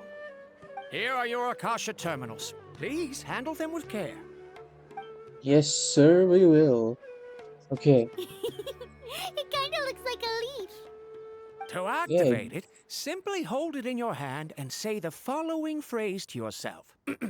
May the mighty God bless us with their voice of wisdom. Oh, since this little doodad lets you access knowledge, maybe we can use it to find a way to meet Lesser Lord Kusanali. Let's give it a try. Alright, let's see. May the mighty God bless us with their voice of wisdom. May the mighty God bless us with the voice of wisdom. Oh, whoa. It looks like a mask. Whoa! Whoa. Just now, It looks something like I'm clicked, an and Paimon Iron suddenly knew Man. how to use this thing. It seems all we need to do is concentrate on what we want to know, and bam! You get it. Oh, that'll come in real handy. This kind of looks like I'm in Jarvis, like in Iron Man, I'd say. It's so good. Look at this. If it's like this, whenever I use a gadget, then this would be awesome. Exactly. That is the power of the Akasha. And with that, let me officially welcome you both to Sumeru City. May the wisdom of the Dendro Archon always be your guide. Okay, now that we're in, we can check the Akasha about Lesser Lord Kusanali. Let Paimon try. 500 years ago, the sages found a newly born deity from within some scorched ruins. The deity now resides in the sanctuary of Suristana. Seems pretty similar to what Kali was telling us. Okay, next, let's concentrate on asking how to meet her.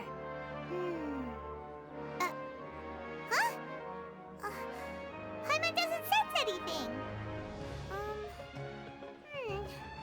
The Akasha didn't respond to Paimon's question.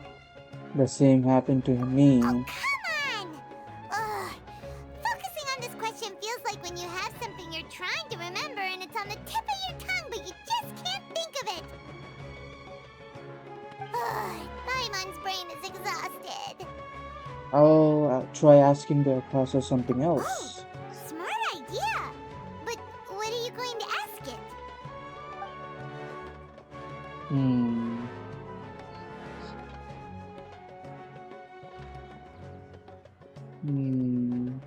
Think. Why doesn't the Akasha answer my question? Okay. Huh. Could it be because we're Outlanders and we've only just arrived in Sumeru? You know, maybe we're not qualified to receive an answer to this sort of question or something. Okay. What about greater look at the bottom?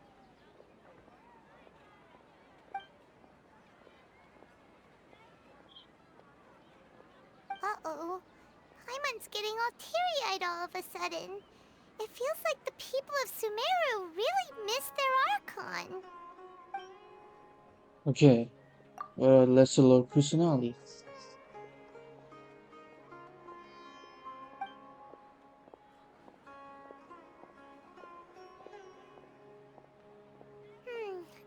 You too? Well, glad it's not just Paimon. Well, seems no matter which way we try, we can't find anything that'll lead us to Lesser Lord Kusanali. Guess our only choice now is to try meeting with the researcher that Tainari recommended. He's Alright. from Sumeru and even has a position in the academia. Maybe he'll be able to access more info from the Akasha. Alright. Let's see. Tainari wrote an address on the letter's envelope. Oh, it's not far from the city's gate. Let's head over and have a look. Hopefully he's Sorry, at home. man. Okay. Next. Hello, are you Rohawi? Yes, that's me. Can I help you? Yes, and Tangari sent us. Tainari sent Oh. us here and... Man. What? Tainari? Please, there's no need to say anything, really. Sure, I admit that the article I published last month wasn't my best work, and maybe the data didn't produce the most convincing results, but... We're not here to discuss academics. Here, this is a letter from Tainari. Oh, let me see. Oh, ooh, what a relief. You two nearly scared the life out of me. So you two just have some questions for me? Seems even Tainari acknowledges my innate ability for procuring information. So, what is it you two would like to know? Yes. We want to meet with Lesser Lord Kusanali. Do you know a way we can do that? You mean you want to meet the Dendro Archon herself? Ah, this isn't exactly my area of expertise, but let me see what I can find in the Akasha. Whoa, that's cool. Sorry, the Akasha didn't respond to my query. What? You too? But what about your abilities for getting information and all that? Paimon was sure you'd be able to access more info than we did. Well, as I said, this isn't my area of expertise. I am but a lowly researcher, so the Akasha doesn't see a need for me to know more about the Dendro Archon. All I know is that ever since Lesser Lord Kusanali returned to Sumeru, she's never left the Sanctuary of Surasthana or made a public appearance. Huh. Didn't expect her to be such a mysterious figure. The Dendro Archon is somewhat of a recluse. Perhaps she just doesn't want to entertain visitors, which would explain the lack of information in the Akasha. Aw, but then what can we do? No need to worry just yet. I'm only hypothesizing here.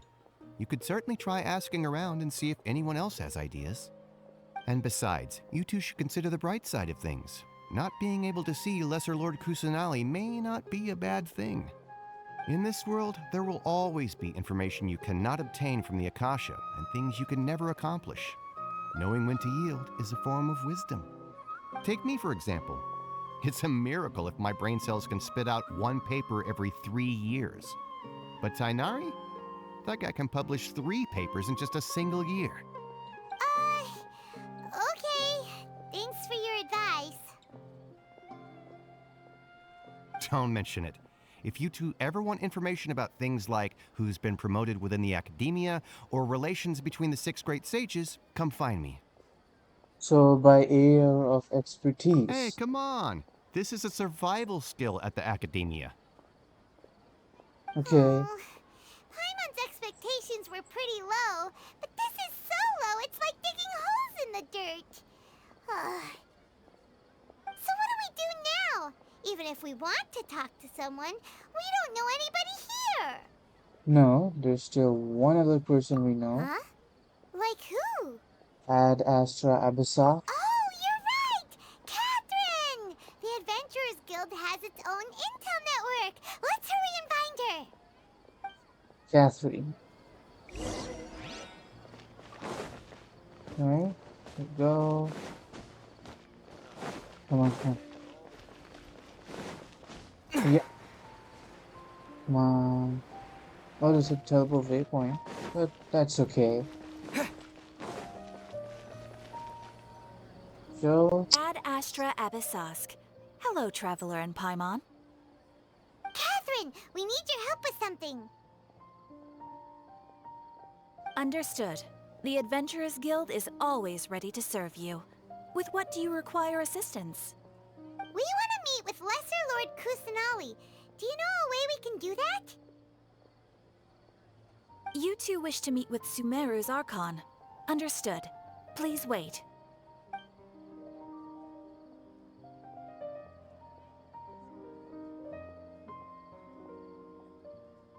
I apologize, but I am unable to call up any relevant information in the Akasha. I'm also unable to locate any pertinent information in my personal memory. Aww, another dead end. Well, if Catherine can't help us, then we really don't know anyone else to ask now. Please do not worry. I may know of someone who can help you two. In Sumeru, the Adventurers Guild does not serve as the vanguard of information. Rather, there are numerous active mercenary groups collectively known as the Eremites. They take on various contracts and work all across Sumeru, so they naturally accrue intelligence. An Eremite brigade called the Corps of 30 is in charge of Sumeru City's defenses. Not only are they the oldest brigade, but they are responsible for managing and coordinating the affairs of all other mercenary brigades. Corps of 30? What a weird name. Supposedly, they are named as such because their ranks numbered 30 at their inception. Asfand, an advisor with the Corps of 30, maintains good relations with the Adventurers Guild. Though he's already retired, he and his words carry great weight within mercenary circles.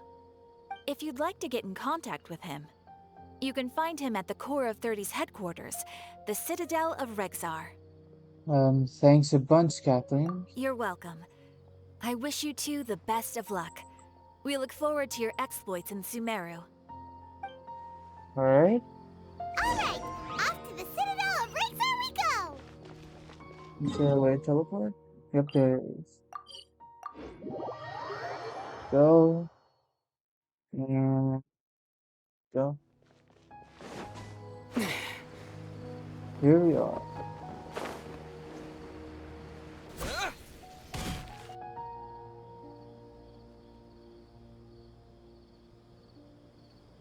Okay, here we are at the The headquarters. Adventurers Guild told me to expect you two.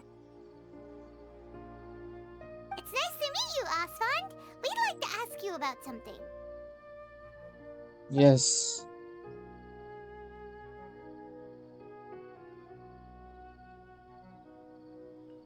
I see. So, Catherine's the one who sent you this way.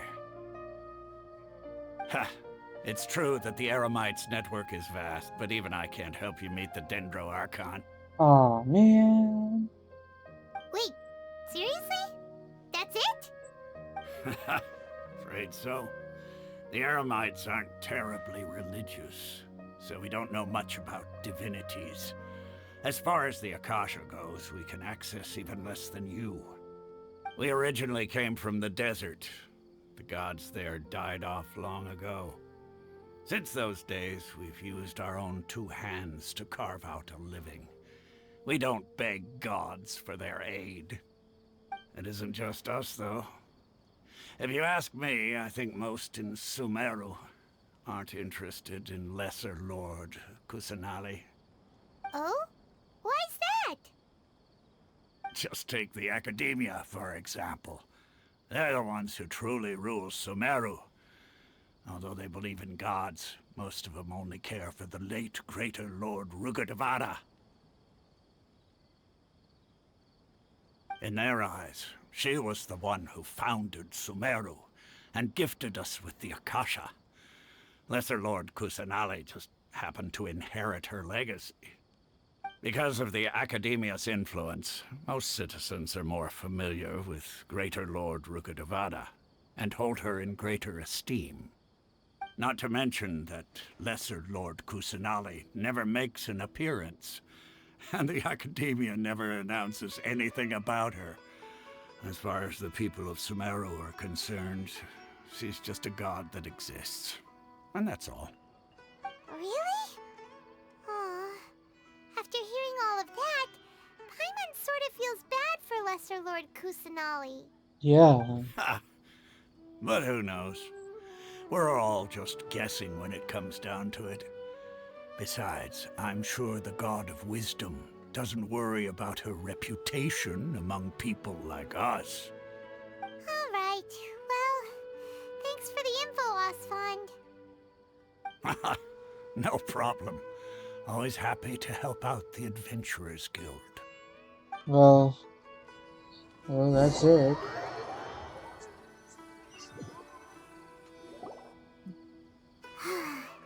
Seems Osfond was right about most people's attitudes here.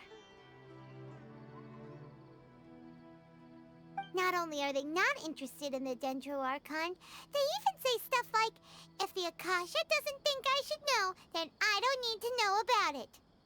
We've been Wow. asking for information non-stop ever since we got to Sumeru. But the harder we try, the more helpless everything seems. Yeah, it does. Isn't there at least one person in this entire city who cares about Lesser Lord Kusanali? Oh, you two are interested in Lesser Lord Kusanali? Huh? Who are you? From the sound of it, you two are Outlanders who recently arrived here. You've been asking around for information on Lesser Lord Kusanali, right? Oh, I'm sorry. I forgot to introduce myself. I'm Dunyarzad, one of Lesser Lord Kusanali's faithful followers. What? Whoa, really? Follower? Then do you know how we can meet with her? I'm afraid I can't help you with that. but your conversation earlier did happen to remind me of a legend about the Dendro Archon. Can you tell us about the legend? Sure. It goes like this. Long, long ago, there was a man who heard a prophecy. It predicted that a great calamity was about to befall him. Panicked by what he heard, the man sought out the Dendro Archon in hopes that she would bless him with the wisdom to help him escape his predicament. The man journeyed across deserts and through rainforests and experienced tribulations of every kind. However, he still couldn't find any trace of the Dendro Archon. In despair, he thought, alas, the Archon has abandoned me. He then had no choice but to sorrowfully resign to his fate. Okay, and then what happened? And then, the calamity came. But to his own surprise, the man felt somehow emboldened by the trials of his journey. By relying on his own strength, he managed to overcome the adversity. At that moment, a bird perched upon his shoulder. This bird was, in fact, an avatar of the Dendro Archon. She said, An "O avatar? Archon Seeker, do you now understand? She and her wisdom have long been found by you. Along your journey, we were in every flower and blade of grass, every ray of sparkling sun, and every breath of dancing wind. So long as you continue to think and ponder, we'll be wherever you go." What an amazing story, yes. Yeah, thanks for the story. Paimon feels all warm and fuzzy inside after that. In a way, it seems like this story is also one of the Dendro Archon's avatars. Dunyarzad, since you worship Lesser Lord Kusanali, can you tell us anything else about her? Of course. So did you two know that, I'm terribly sorry, but it seems something's come up now. Let's chat another day.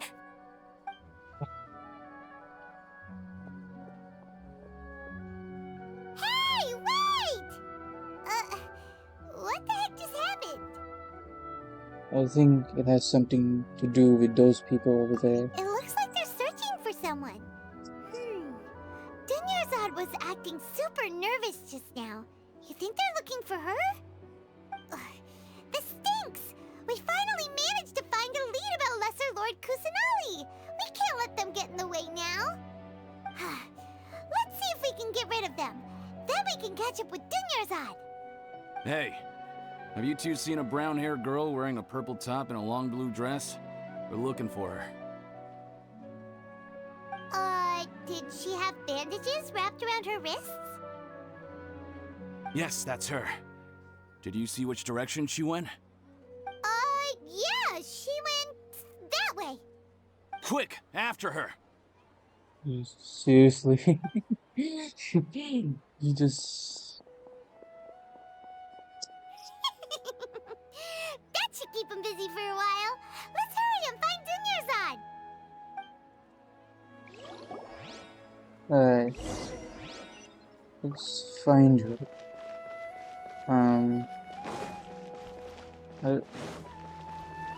Oh. Can I open it? No. Not from here. Maybe around? Oh, it's showing me the way. Oh, hey. Dunyarzad? There you are, Dunyarzad. We thought you might have been long gone by now. Oh, it's you two. Oh, you startled me there.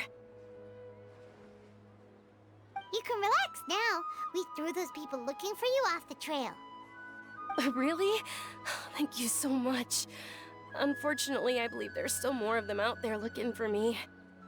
Uh-oh, looks like there are some coming this way. Huh? More of them? Then what are we standing here for? Run! No, wait, my body isn't in the best shape. It's difficult for me to run. How about we find some place to hide? Okay, sounds good. There's a tavern on the other side of the port we can go to.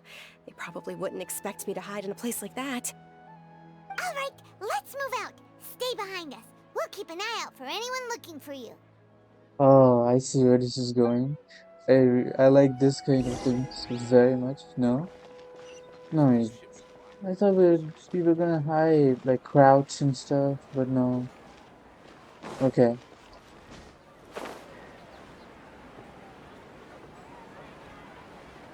Here we are.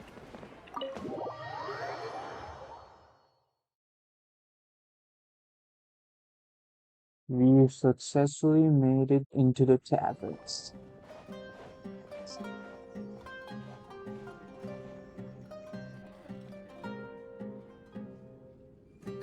We made it.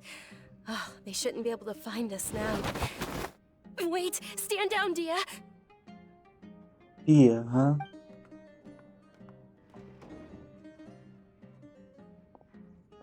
My lady, who are these two? They're travelers that I met on the street just a moment ago. They happened to notice that you were all searching for me, so they helped me hide. I see. In that case, you two should scram. There's nothing here for you. Seriously? Who the heck are you? And why are you shooing us away? I'm Miss Dunyarzad's bodyguard, here to see that she Oh, returns a home safe bodyguard? and sound. My lady, let's get going. You've been gone for so long that your parents are worrying themselves sick. And if I refuse to go with you? It'd be easier for the both of us if you cooperated. But if you insist on not going, then I'll have to carry you like a sack of potatoes. Hey! What? Dunyarzad already said she doesn't want to go back. Why are you still pushing her? Stay out of this. You don't understand the situation. Sorry, my lady. Even though I'm your bodyguard, your parents are my employers. I have to answer to them. How much? Wait, what? How much more do I have to pay you to become your employer? So you never listen to my parents ever again. Double? A triple? Give me some time and I'll get that much. My Oh. lady, this isn't about Mora. Oh. I don't know what you think of us Eremites, but let me say this. I like Mora, but I'll never go against my principles. That's why I'm here looking for you. Sure, it's an order from my employer, but my conscience was also telling me it's the right thing to do. And knowing your health, carelessly running around like this is gonna hurt ya. For the sake of those who love you, don't be stubborn. No, you're wrong. I'm aware of my limits and I know what I'm doing. Honestly, the only people being stubborn right now are my parents. And they know perfectly well that it makes no difference if I'm at home or not. They still won't accept reality. And every time I bring this up, they just change the subject. Dia, you've been living with us a long time already. This should be old news to you. Wow. Dia, I know it hasn't been easy for Mother and Father, and I'm grateful for everything they've done for me. But there's someone else in this world I'm also grateful to. Because she saved me. The love I have for her is the same I have for my parents. This is my life and my last chance. So I want to do something meaningful.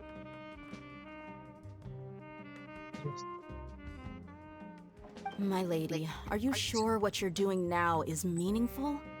Yes, I'm sure. At least, it is to me.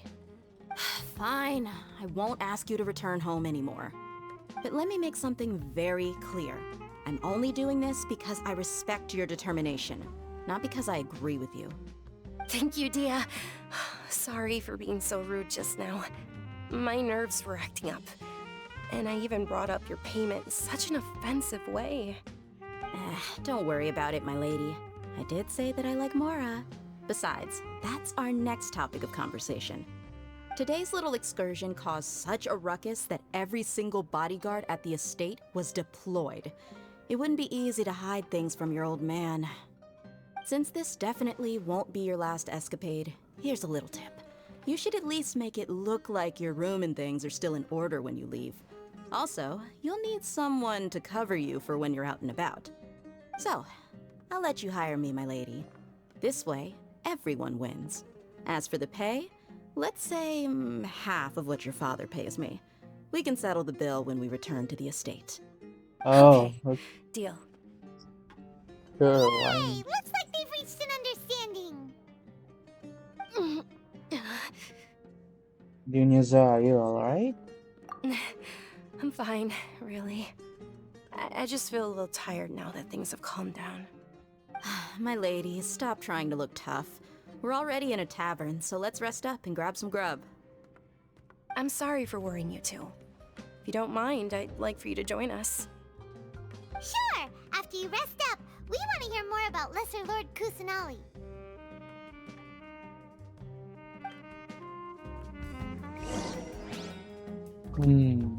That is some really good barbecue that's going on over there.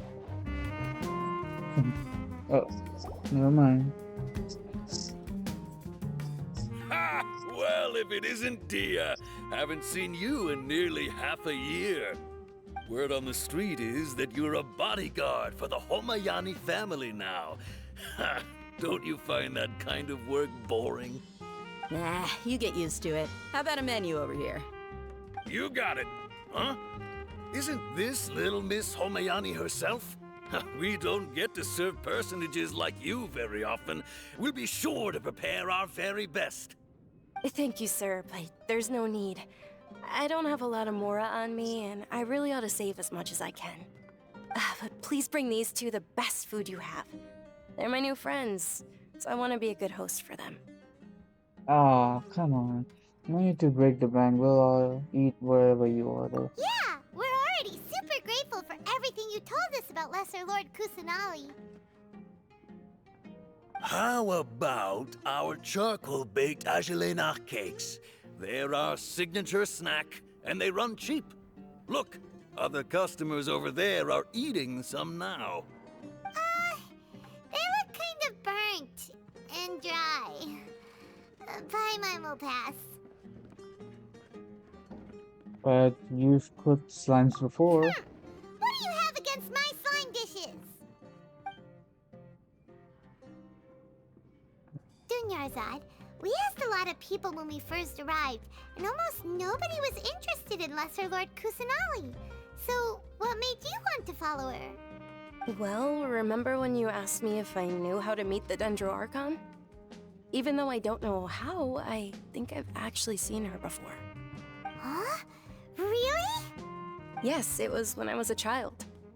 At the time, my illness had kept me bedridden for the better part of a year. I was stuck inside and didn't make any friends, and my parents did their best to find treatments for me. But even then, the Akasha didn't have any helpful information. My younger self no longer had any hopes or dreams. One flare-up was so bad that I was in a semi-conscious state for several days. Then one night, I woke up alone in my room. I was terrified. My body was paralyzed. Even if I cried, there was no sound. At that moment, an ethereal voice spoke in my mind. Dunyarzad, don't be scared. You don't have to cry. Dunyarzad, don't be scared. You don't have to cry. Who are you? How do you know my name? How do I explain this? You might not be able to understand, but actually, I know everything about you. Huh. Really? Of course. I know that you're scared of thunder, that you hate taking medicine every morning, and that you love counting the petals on your mom's skirt. Wow, you really do know everything. Dunyarzad, is there anything you want? Want? Not really. I can't go anywhere or do anything. Whoa. Huh? But aren't you a child? All children have wishes. Tell me what you want, and maybe I can make it happen. But can you make my illness go away? Oh. I'm sorry. But I'm not powerful enough to do that right now. Then, can you be my friend? After that, the voice said, "Okay, I'll be your friend." Oh, Although my wow. body was suffering during those days, That voice encouraged me and told me many wondrous things. Beyond my window was the flourishing Sumeru city. Beyond the city was a lush rainforest. And beyond that was the wall of Samiel, deserts, and all of Tevat. Once I finally made it through that bout of illness, I couldn't hear that voice anymore. I told my mother about it, but she said that I must have been dreaming. But I know that voice wasn't a figment of my imagination. Before that, I had never heard of Tevat. It was Lesser Lord Kusanali? Yes, for sure. If it weren't for that voice, I would have never grown curious about the outside world, nor would I have learned how to read and enjoy so many books. That voice sparked a desire for wisdom. It had to have been the Dendro Archon. I've been hoping for a chance to repay her kindness.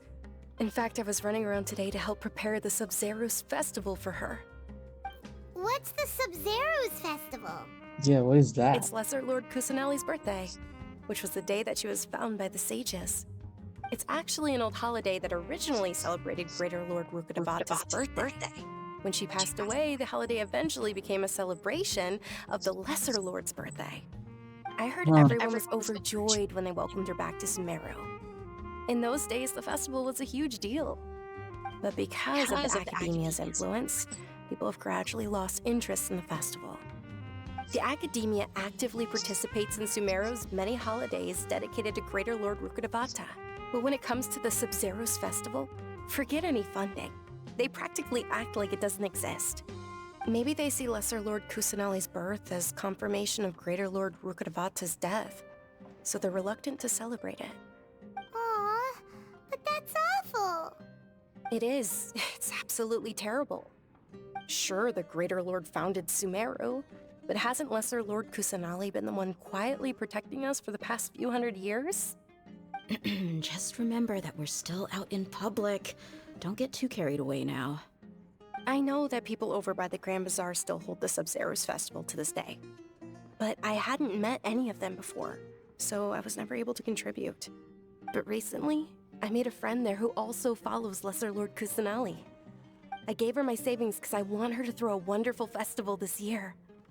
That's the least I could do for Lesser Lord Kusanali. Hold That's on, nice. my lady. Does this friend happen to be Nilu, the one who sends flowers to the estate? Yes, that's her. I saw her leaving the other day with a nervous look on her face. It seemed like she was hiding something in her arms. Did you give her something? Mora? Yes. Initially, I didn't have much Mora prepared, so I had Nilu sell one of my skirts. I've agreed with Nilu to meet up at the Grand Bazaar today and see how things are coming along. Dia, would you accompany me? Sure.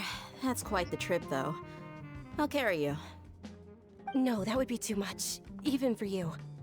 You might as well just accept the lift. If I let you walk, who knows how long it'll take us. And if anything happens to you, then I'd really never hear the end of it from your father. Can we also come along? But of course. Nilu will be thrilled to hear there are more people interested in Lesser Lord Kusanali. Alright. Let's get up. Thank you for the food. Here. Exit.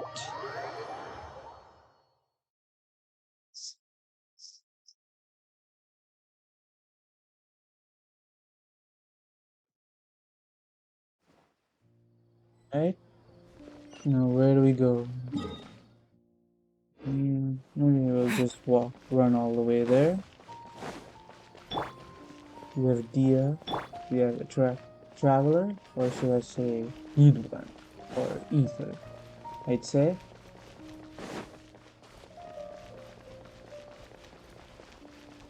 Here we are.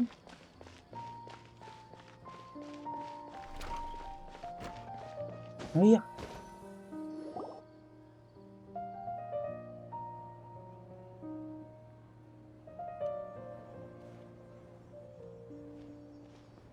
Oh, it's Nilu. Sorry I'm late, Nilu. Oh, Dunyarzad.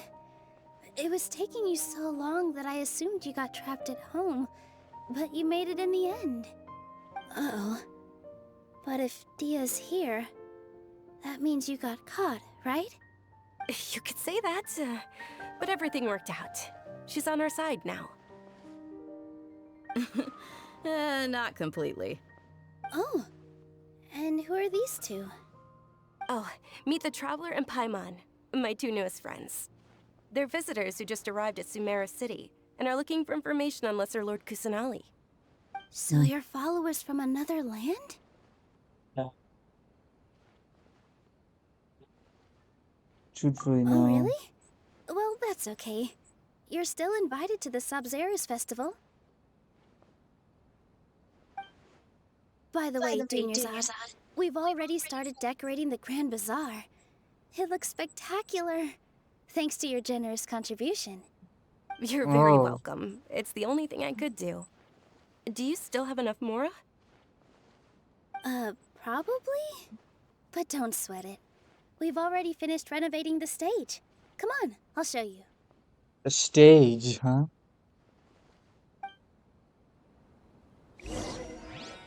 Whoa, that's a really good stage. Wow! This place is amazing! Not bad. Last time I was here, the stairs were full of holes. The stairs were nothing. A little while ago, we discovered that the tree above the stage had a huge chunk of bark ready to fall off. Mr. Zubair was worried sick. We reported it to the academia many times, but they never sent anyone to deal with it. We didn't want anything bad happening, so we were going to cancel all the stage performances. Why didn't anyone come to handle it? Oh, probably because it was the theater asking. The academia looks down on performers like us. They probably think it would be best if the theater closed down completely. We can't let that happen, though. Not only would everyone involved in the theater go hungry, but then we wouldn't be able to hold the Sabzerus festival anymore. Thank the Dendro Archon for Dunyarzad. With the more she gave us, we hired someone to patch up the tree, and we also gave the stage a much-needed makeover. The stage is going to be even prettier when it's festival time. I can't wait for you to see it. And I can't wait to see you on the stage. You've been practicing so long already. It's almost time for your dream to become reality. It's our dream. I'll do my best for the two of us. Nilu, what are you gonna be doing at the festival? She'll be dancing the dance of Sabzerus, the most important performance at the Sabzerus festival. Dunyarzad, have you told him the origin of this holiday? I only told them about the Greater Lord and Lesser Lord so far. Okay, then I'll tell you two about how this holiday came to be. According to legend, the Sabzerus festival was originally the Goddess of Flowers' birthday celebration for the Greater Lord. A long, long time ago, on one of Greater Lord Rukkhadevata's birthdays, her friends threw her a celebratory banquet. Some of the gods got drunk. One started playing music, and the Greater Lord started singing, so the Goddess of Flowers began to dance. As she danced upon the grass, countless beautiful padisaras began to bloom wherever she stepped. Those brilliant purple flowers became her dazzling stage. All the gods clamored, "Oh, if only time could stop at this very moment." Sounds like they had a good time. Of course they did. When people mention the gods, they always think of the Archon War. But Sumeru's gods also had happy times. Although they aren't around anymore, they're preserved in our tradition of dance. This outfit I'm wearing is apparently based on how the Goddess of Flowers looked. Though we're just tiny people compared to the Divine, we still have to do our best to make sure that the birthday girl feels loved on her special day. Nilu, you of all people will definitely be able to convey our well wishes to the Dendro Archon. I also noticed that you went the extra mile and scattered padisaras around the stage. They symbolize the Goddess of Flowers, after all. It's just a shame that all the real padisaras went extinct after her death. Yeah. The Greater Lord brought forth padisaras in memory of the Goddess of Flowers, but she ultimately could never truly replicate that beautiful purple. Thinking about the Goddess of Flowers dance makes me wish I could have seen it.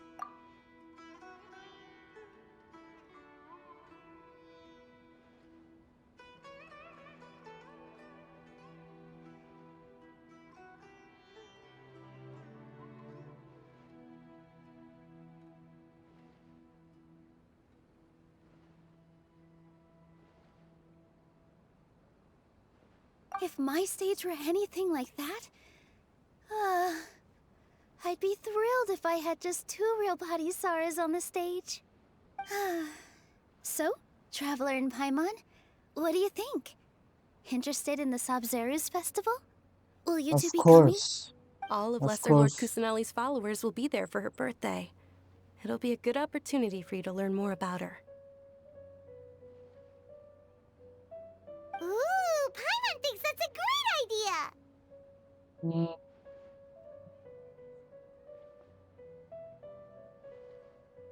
Sure, it's not because you want in on the fun. Hey, come on! There's nothing wrong with enjoying a festival. Besides, it's Lesser Lord Kusanali's birthday. She'll be happy to have more people who are celebrating it. So how about we all attend the Sub-Zero's festival together? Sounds like a plan. Dunyarzad, let me show you which stage decorations we've picked out so far. Traveler and Paimon, if that doesn't sound interesting to you, then feel free to explore the area. Everyone at the Grand Bazaar loves Lesser Lord Kusanali, and we're all looking forward to the Sabzeruz festival. In that case, we'll take a look around. Alright. We're taking a look around, huh? Oh. We're gonna be talking Sumeru. What's with your yellow hair? And why do your clothes look so funny? Are you an Outlander? Did you know that the Sabzeruz festival is about to happen? There'll be loads of fun things to do at the festival. But the best part is when Ferris, the Knight of Flowers, passes out candy to everyone.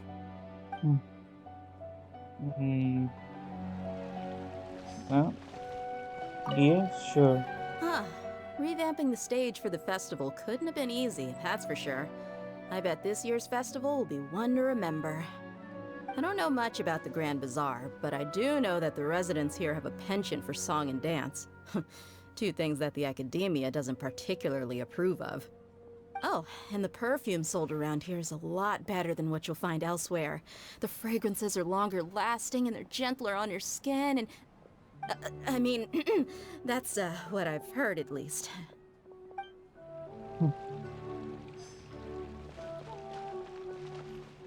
Farha. Things are really shaping up, and there's a buzz around the festival this year. We're expecting people from all over to come by this year and buy things during the festivities. Don't be fooled into thinking that Sumeru City has the best of everything. Some festival snacks are only offered here in the Grand Bazaar. And when it comes to musicians, dancers, or singers, the Grand Bazaar's got the best of the best.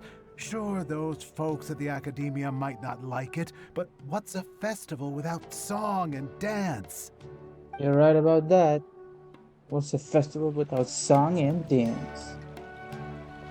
What else? Oh. Ah, dancing at the Sub-Zero's festival.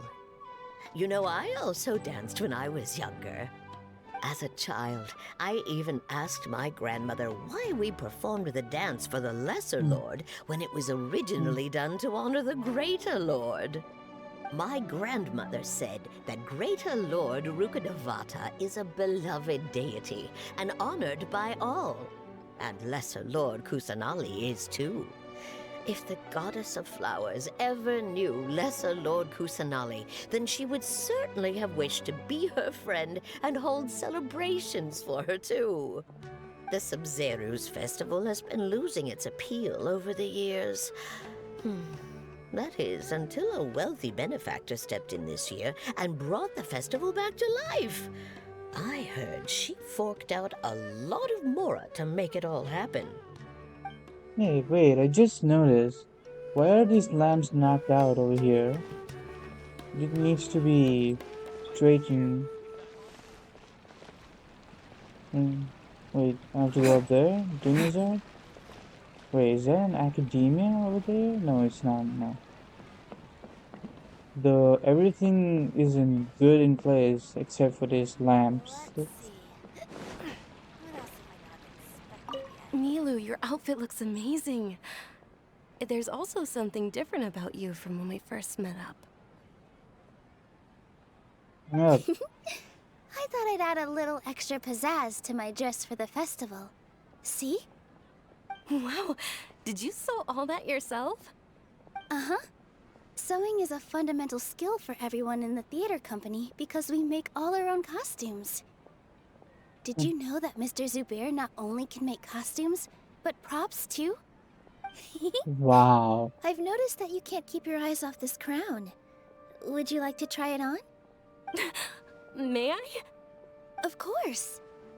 The legends say that the goddess of flowers had beautiful horns on her head, so this crown was made to reflect that. Dunyarzad, you look absolutely stunning with it on. It's like I'm looking at the goddess of flowers herself. What? Hey! Is that who Paimon thinks it is? It looks like Catherine. Yeah, it is Catherine. What is she doing here? I've never seen her out of I've never seen her out of the Adventurers Guild before. Come to think of it, Paimon's only ever seen her behind the counter at the Adventurers Guild. This is the first time we've ever seen her taking a break. Yeah, exactly. Exactly. Huh? Oh, hey! It's the Traveler and Paimon! What's shaken? Whoa, break time Catherine sure sounds a lot less formal than usual. Paimon was still waiting for her to say Ad Astra Abyssosque. What's shaking? Sure. Standing behind the counter at the Adventurers Guild doesn't require any complicated functions. But saying and doing the same old things over and over again can get pretty monotonous. Like watching the same Fontaine movie day after day. But take you two, for example. You travel across Tevat to enrich your lives and gain new experiences. Well, we enjoy traveling across Tevat and all that, but we're mainly looking for clues about his sister. Yeah, exactly. Yes, you should keep searching. Sometimes the answers we're looking for aren't necessarily at our intended destination. Instead, they're found along the way. Huh. Haven't we heard someone say something pretty similar recently? Anyways, what brings you out here, Catherine?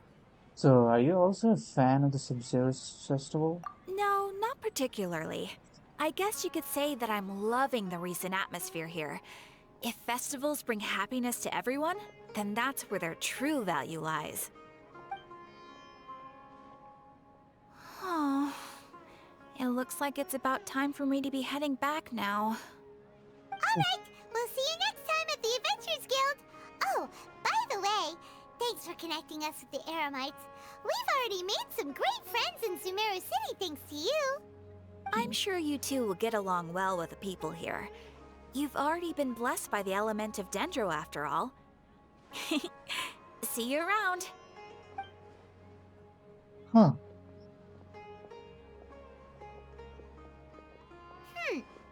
There's something really different about Catherine today. Hey, Yeah. Traveler. Paimon. Oh, hey, Dia. What's going on? I've got something to tell ya. My lady knows you're looking for ways to meet Lesser Lord Kusanali, and she's been trying to come up with a way to help you.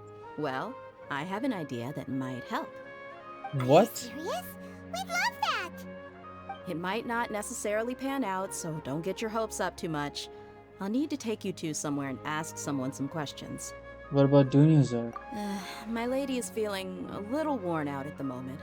Nilu's found a place for her to rest. After I take my lady home, let's meet in front of the Citadel of Regzar. Sounds like a plan. Alright. To the Citadel of Regzar and wait for Dia. Alright. Where? That direction, okay. Go, go, go, go, go, go.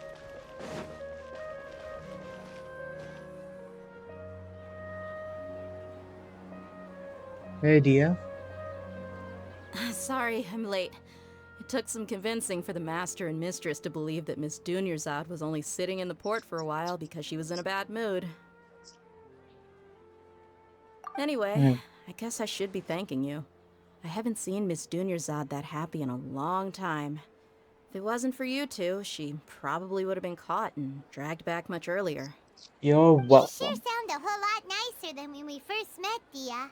Who would have thought you had such a soft spot for Dunyarzad? It's called being a professional.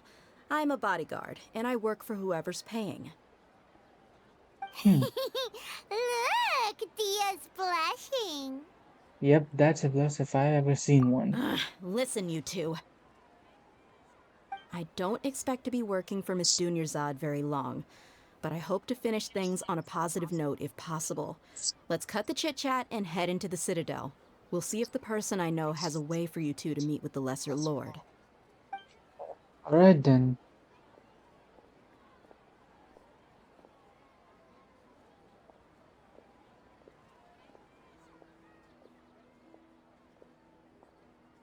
Hmm? Oh, hey, Chief. Oh. What's his name? Dia, Yeah. what are you doing here? And well, didn't expect to see you three together. I take it you all know each other already? We met this morning after the Adventurers Guild pointed us to Osfon for more info. Yep. No kidding. Huh. So, where's Ruksha? I thought I'd help these two out by asking about the theft. Anything you can tell him? Rukshaw's gone over to the Academia. The Grand Sage recently ordered Sumeru City to begin bolstering its defenses, so people from all over have been called back to the city. Since you've already mentioned the theft, I suppose I might as well tell him what we know. Appreciate it, Chief. Theft? Sorry, what the heck are you guys talking about? Yeah. Just recently, the Academia lost something, and there's a chance the item is connected with the Dendro Archon. This case might just somehow help you in meeting her. I suppose that's one way to look at it. But if you ask me, the case is more about the Academia than anything else. Let me fill you in. The Academia recently sent a convoy to pick up an important package from Aru village. Word got out, and the convoy was robbed on its way back. The Grand Sage took the whole matter very seriously. Not only did he dispatch the Matra, but also enlisted our help in the search for leads. All we know so far is that whatever was stolen is currently in Port Ormos. You two have heard of Port Ormos, haven't you? It's the largest commercial port in all of Sumeru. You can travel there by leaving Sumeru City and heading south along the river. The Academia's grip isn't long enough to reach all the way to Port Ormos, so the city's a little more laid back, meaning the population's also a mixed bag. You never know who you'll meet there. Apparently what was lost has a great deal to do with the Akasha, knowledge, and even the gods. I'm afraid I don't have any other details for you, though. If you're interested, maybe you could head to Port Ormos and ask around yourselves. If you want my advice, try introducing yourselves as students of the Academia once you're there. Why should we do that? Are you serious, Chief? All the Academia students are in Sumeru City, you know. Why should they pretend to be students in Port Ormos? If you're also interested, just go there and see what happens. Count me out. I've got plenty of work to do here for the Homayani family. And take it from me, if you two really do decide to visit Port Ormos, you'd best watch your backs. Let's just say that the Eremites there aren't nearly as friendly as those here in Sumeru City. There are even some extremists who go around shouting slogans like, "Retake Sumeru for King Deshret." Word is that more and more are joining their movement. They're becoming a real headache for Chief and the others. You bet they are. King Deshret's been dead for thousands of years. Now they start spreading rumors of his return. Ridiculous. Not everyone's like you, Chief. Even the desert natives who abandoned their homes in the wilderness still wish to have a god of their own. Well, Traveler, that's about all the information we have for you. Thank you. Thanks, Dia! And you too, Osfond! Since we've gathered all we could for the moment in Sumeru City, let's head to Port Ormos and see what we can find next. Yep. Miss Dunyarzad is looking forward to seeing you both at the Sub-Zeru's festival, so be sure to get yourselves back here in time for that. Yep, we won't forget. Good. Then we'll see you both at the Sub-Zeru's festival. Alright, now. Okay, it's 1,000 meters. Okay. Over here.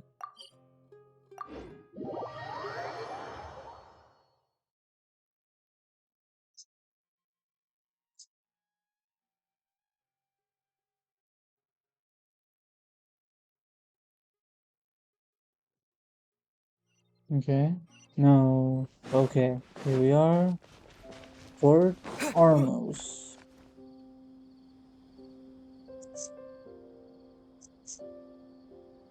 Huh. This is nice, I'd say. Come and have a good look yourself.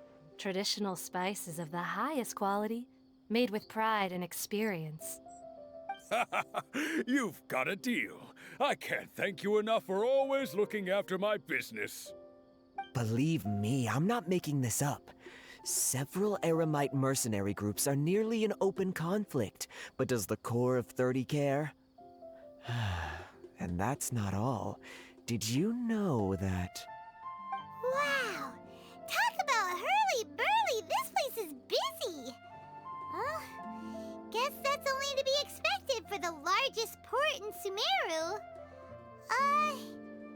Maybe it's because of what Dia told us earlier, but Paimon can't seem to shake the feeling that there's also danger lurking in these crowds. Ooh. Yeah. Let's get our bearings so we can start looking for leads. We know that whatever the Academia lost is related to the gods. But other than that, we don't have much else to go on. Yep.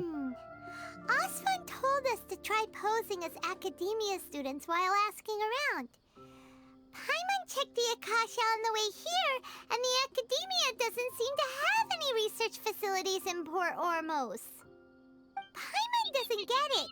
Won't we look even more suspicious going around saying we're Academia students and asking about the stolen item? Right, if we should figure that out before doing anything else. Well, given all the people that come through here every day, if there's any information to be found, Paimon bets we could find it in the market. Let's ask around and see what we come up with. Alright, now let's do it. Here is the first one. Welcome. Welcome. How can I help you two? Hi there. We would like to ask you a question. Do students from the Academia ever come to Port Ormos? Of course. Especially around this time of year. Students from Sumeru City that are about to graduate often come to Port Ormos to cut loose a little. Many people often talk about how hard it is to get accepted into the Academia, let alone graduate. But those who finish their studies and go on to become full-time researchers at the Academia have it even harder. Sure, we may not be Sumeru City, but Port Ormos offers beautiful scenery and a stress-free environment. Some even say it's good luck to come to Port Ormos, so students and researchers come flocking here when things get to be too much at the Academia. That makes sense. You see over there? Those are students from the Academia.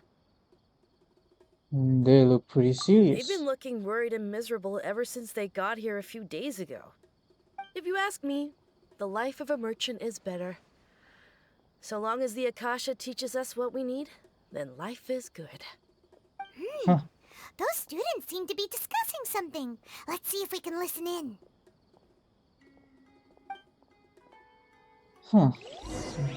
Now it makes sense why we should pretend to be students from the Academia. I never would have thought. Good. I've tried asking around, but I haven't been able to learn anything useful. Not to mention that a bunch of scary-looking Eremite mercenaries have been posted along the streets now. There's been a lot of fighting between the different Eremite factions in Port Ormos. If we choose to move on our own, then it would be wise to steer clear of them. Especially the group that's constantly shouting some stuff about King Deshret and some resurrection. I've even heard that the Citadel of Regzar is starting to get fed up with them. What was that group called again? Ein something or other? They're called Ein El Akhmar. Today, I heard that the thing we're after might be in their possession at the moment. Wait, come again? Don't you see? Many of the Eremites in Port Ormos deal with trading this kind of thing. They're usually pretty wary of outsiders, but not so with students of the academia. It's because the kind of goods that students are looking for aren't the kind of goods that Eremites are after. As long as they know you're a student, then deals can be made. I've heard that Ein El Hakmar likes to set up shop at the Jafar Tavern. Supposedly, if you're willing to part with 500,000 mora, they'll give you info on anything. Wait, did you say 500,000? If information alone costs that much, then how could we ever afford to buy what we're looking for? I guess we might as well give up on trying to graduate this way. I wouldn't worry too much. Our field of research is very niche. Who else could possibly be after that kind of shady knowledge? I bet it's practically worthless to anyone aside from us. Well, I guess that makes sense. Then the only thing left for us now is to find a way in. Why don't we all just pool our money together and pay for the information? Whoa! Did you hear that? A niche field of research and shady knowledge? It all sounds pretty suspicious to Paimon. Is knowledge something people just buy and sell like that? Whatever was told from the academia was also related to knowledge. So, what's our plan? Let's go to tavern. Didn't you hear what they just said? Buying information is going to cost us 500,000 mora! Have you lost your mind? Well, reliable information is worth the price. Oh, all right. Paimon never thought she'd agree to parting with that kind of mora. But if you know what you're doing, then we should give it a shot. Okay, let's see if we can. So I'm willing to actually buy the information for $500,000. 500,000 more, I mean. Okay. Okay.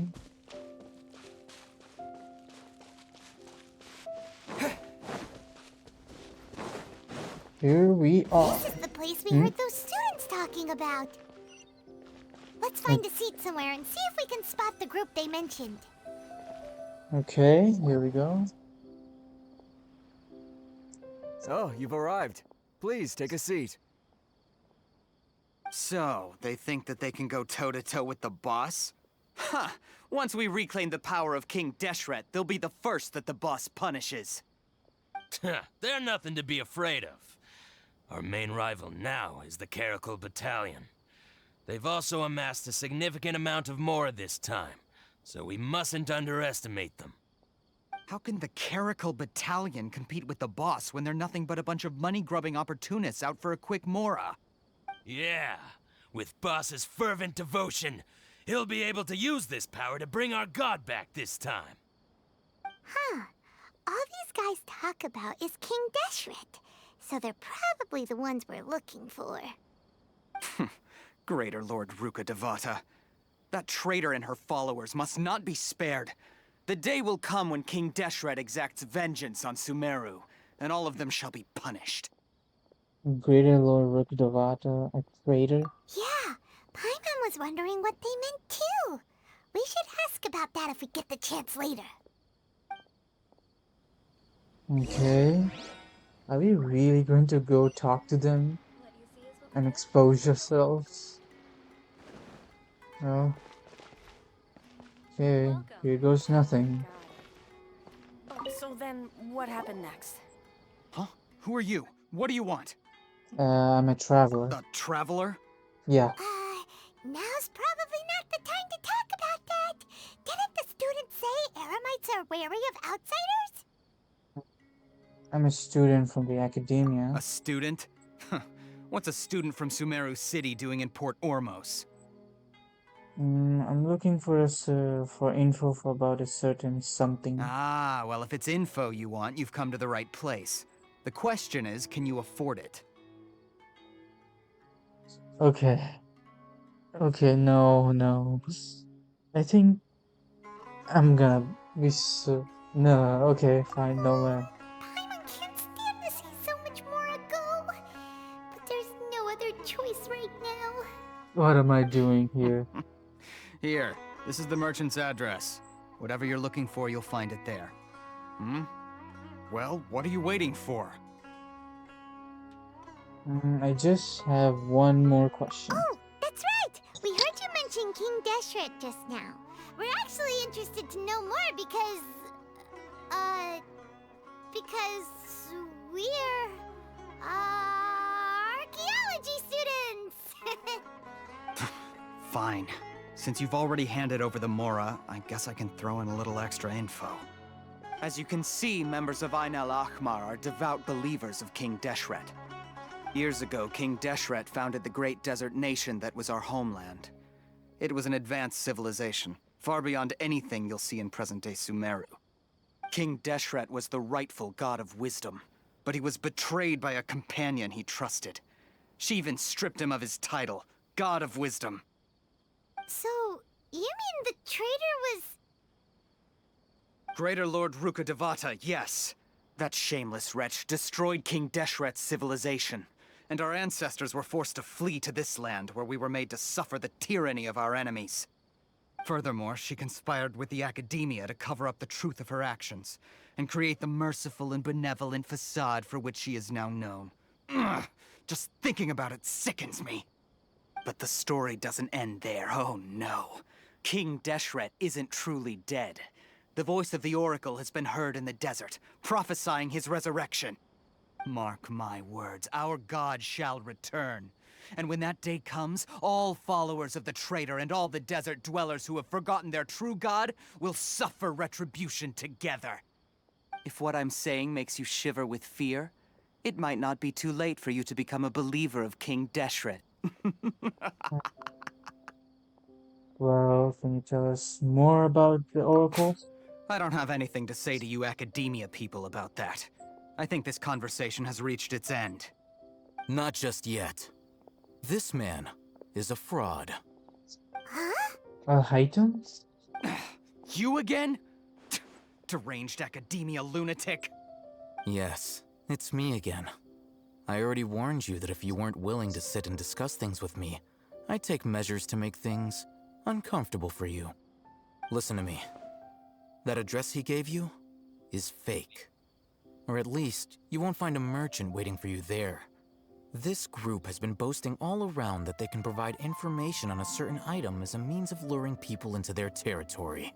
Wow. Once you show up, they keep up the act until they have hard evidence that you want to purchase said item. Then they use that to squeeze you for all the more you're worth. Hey! Wow. Shut it, Al-Haytham! What are you playing at, trying to ruin our business like this, hmm? I told you the other day. I wish to discuss my terms with your boss. Ha! The boss made it perfectly clear that he won't negotiate with you. Yes, and in no uncertain terms. But that was then. It does not preclude him from changing his mind in the future. I'm warning you. Don't push us, or this could get ugly. We don't usually get rough with people from the Academia because it just complicates things. For a lunatic like you, though, we might just have to make an exception. If you're suggesting that we escalate this from a verbal exchange to a physical one, I accept. After all, even the Archons used war to negotiate the ownership of Teyvat. If, on the other hand, we can't agree on any means of negotiation at all, then I'm afraid my next course of action will sting a little more than the mere falling through of a few business deals. I will jeopardize the Eremite's reputation, which I know you value above all else. I am quite confident that if I began to take such action, your boss would willingly approach me himself. However, I fear that by then, some things will have happened that cannot be undone. Also, a word of advice. I suggest you tell your boss exactly what happened here today. Otherwise, he might blame you for not telling him in the future. What did you say? Consider this. Have I ever failed to follow through on my word in the past? This guy is really out of his mind. Okay then.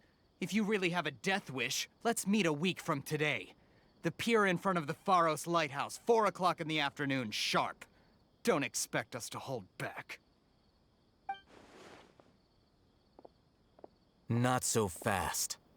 First, you return the 500,000 mora to them. Oh, really?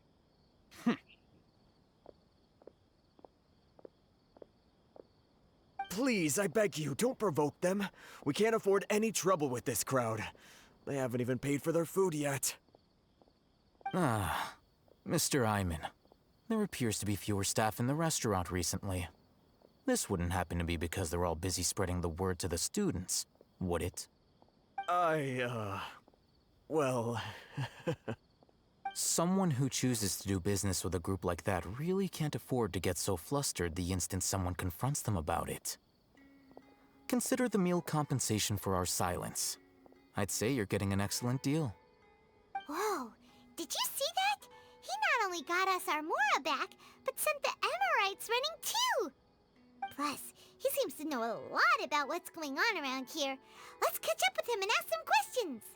Yeah. I'll hide him. Here I come. That way! After him! Should I adjust the shipping schedule?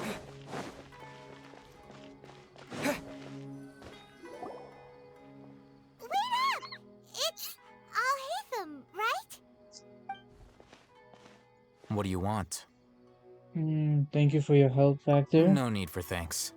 My goal was to get to them, and you two gave me just the opportunity I needed. We're even. Oh, I advise you to keep your distance from them.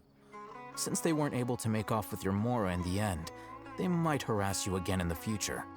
Oh, don't worry All right. about that. Goodbye. No, wait. Hold your horses! We still have something to ask you about! Yeah, we do. Since you tore through their scam right in front of them, you must know the real story about certain something, no? Who exactly are you two? And why are you inquiring about that?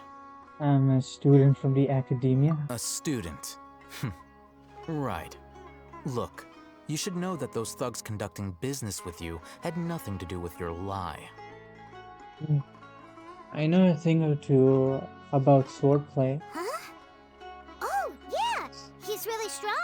Weren't you saying something about a physical exchange? We can help with that. He doesn't even have a vision. Forget it.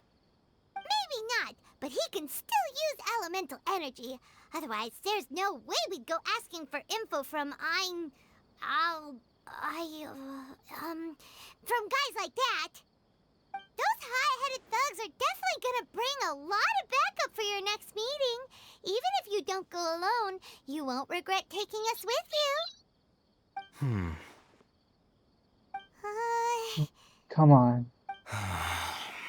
All right, I accept. Got a pen and paper? If you're searching for someone who sells that kind of merchandise, I'll give you one of their addresses, and you can try your luck. We'll reconvene at the appointed time by the pier. It doesn't matter if you show up or not. Okay. So, since you were happy to give us this merchant's information, does that mean you can tell us exactly what we're after? You were willing to part with 500,000 mora for something and you didn't even know what it was? Yeah. Okay. Well, if you truly are as skilled as you claim, then you can beat the answer out of them when they become hostile. Look, if you've been making inquiries, then you have to know something by now. Tell me what you know so far, so I don't waste time repeating information. We know it's connected to the academia somehow, and that not only do the Eremites deal in it, but some students want to get a hold of it too. What else? It seems like some kind of knowledge. You know almost everything there is to know, but you're unable to compile this information because you've never seen the object before. This is what you've been looking for. Huh? Paimon can't tell what it is. It looks like some kind of ornament. This is a knowledge capsule. To put it simply, it's a vessel that can store a fixed quantity of canned knowledge. It's like a miniature Akasha. anyone who links it to their personal Akasha terminal instantly becomes privy to its contents. Anyone? Correct. Anyone. Unlike the Akasha, which heavily regulates who can access what information, knowledge capsules confer their contents without any requisites. That's amazing. It's essentially a convenient and harmless vestibule for knowledge. Unfortunately, it's illegal in Sumeru to privately possess or trade them. They were created as a means for scholars to transfer knowledge gained from Irminsul into the Akasha, and are intended to be destroyed immediately after use. But despite strict regulations, some of these knowledge capsules will always escape destruction. After all, there will always be those in this world who are dissatisfied with life as designed for them by the Akasha and wish to change their fate. Over the past century, a wide variety of canned knowledge has been leaked from the academia. Now, in Port Ormos, the valuable ones are a means to Mora for the Eremites. Meanwhile, those which the Eremites deem to be useless to them occasionally prove useful to the common citizens and hapless academia students. Well, I think that about sums it up. I heard that the academia lost something recently. So that's your true objective. I want to learn more about it. With our current arrangement, I don't believe I can offer an answer. What do I have to do? You're still resolved. Fine. Let's talk somewhere with fewer people. Okay. Okay, here we go.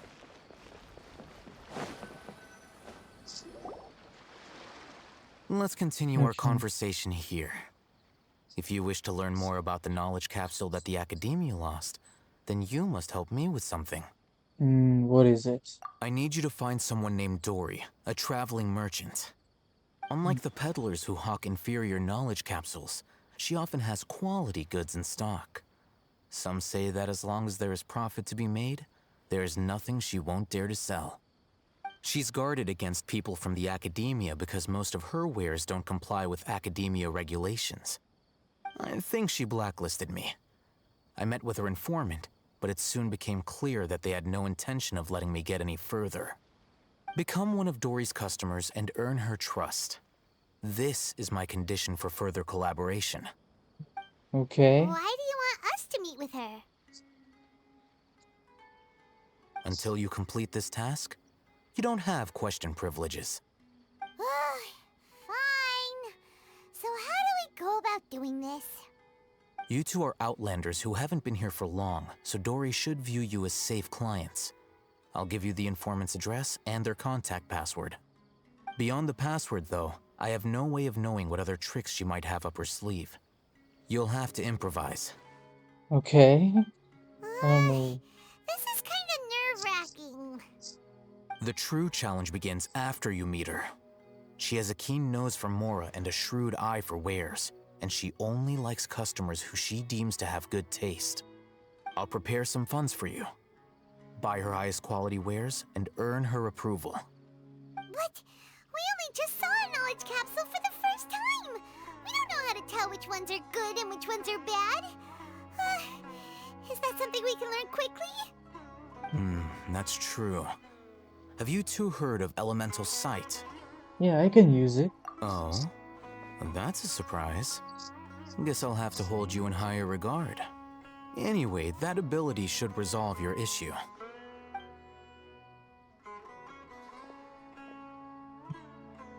Here are 2 knowledge capsules. Tell me, can you detect any difference in their quality?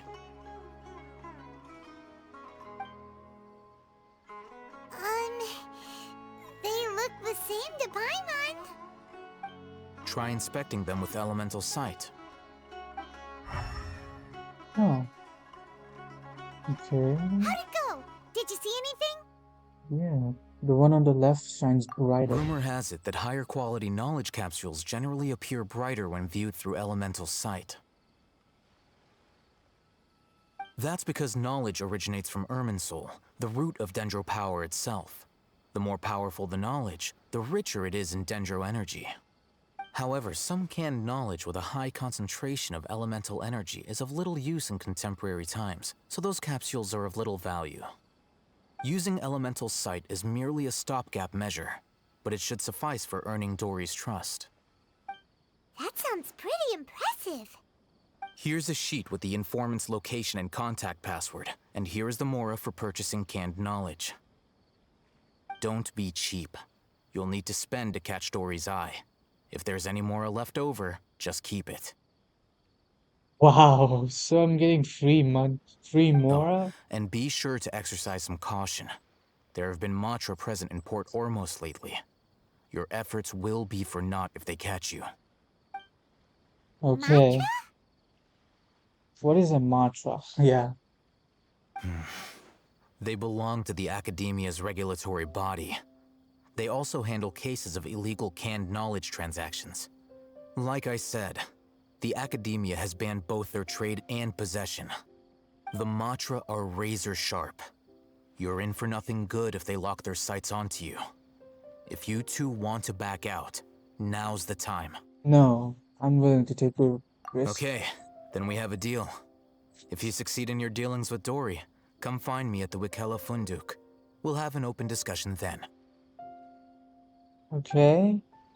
Now. Looking at what Al-Haytham wrote, Dory's informant is a trader near Old Ormos. Let's follow these instructions and try to get in contact with him. Wait, what? Where is it? Here it is. So, let's see here.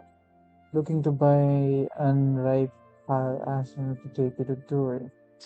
Okay, where? Looking to buy canned knowledge. Where? Looking to buy products legally available on the mouse customer. Matra taken by mine, sold to customers. Taken by Matra. Packing to purchase a small amount for almost have to purchase in a bulk. Huh. It's kind of nice. Okay. Okay, here we go. Let's see. Hello. What are you two looking to buy? Some raw. Wait, are you sure you're remembering that right? No. Paimon doesn't think it was that on the paper. Yeah. What a unique palette. We have unripe horror fruits, but we usually keep them in the back. I'll have someone escort you. Following the paper got us past the first round. Ronak, these two want to buy unripe horror fruits. Show them to the warehouse. Got it. You two, please follow me. Okay. You two have a fascinating fashion sense. We haven't seen a customer wearing a Sumeru rose for quite some time. Hold on. Let me think. Sumeru rose means common merch. No, look again. We're obviously wearing morning flowers. Ah, my mistake. I do apologize. Whew. That pop quiz sure was scary. The warehouse is up ahead. Please follow me. Dory's right here. You know?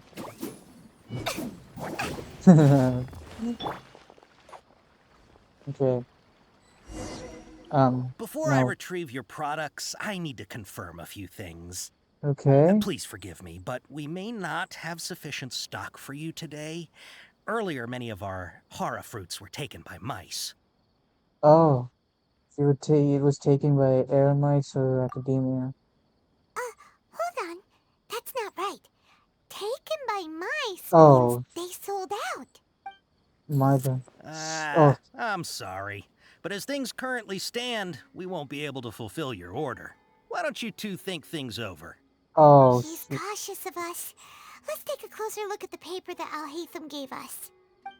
Oh, my bad. Okay, let me read it. Okay. Okay, taken by mice means sold to customers. Oh, taken by Oh, okay. I made a mistake there. Okay, okay. Okay. Let's see if this is. Before I retrieve your products, please forgive me, but we may not have sufficient stock for you today. Earlier, many of our hara fruits were taken by mice. Congratulations to you. Thanks. If better goods come in, you'll be the first to know. You look like you have some skill. Why don't I pick out some fruits that'll make you dizzy? Yep, that's the right answer.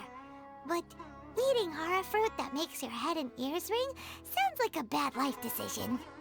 Would you like your hara fruits to be packaged in the Sumeru City or Port Port. Ormos style? Port Ormos Wow, style. you two sure are generous customers. We'll be sure to package your products beautifully. Yes, Okay. I got it. Everything has been confirmed. Miss Dory is waiting for you up at... Shoot! It's the Matra! Run! Okay. What? The matcha? Where?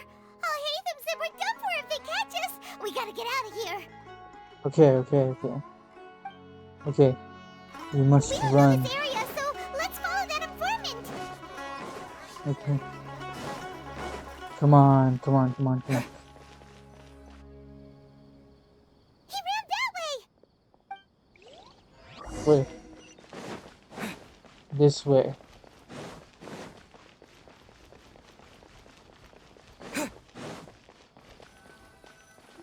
Look, he's over there. We're just running. All the way to the top. No, where? Oh, over here?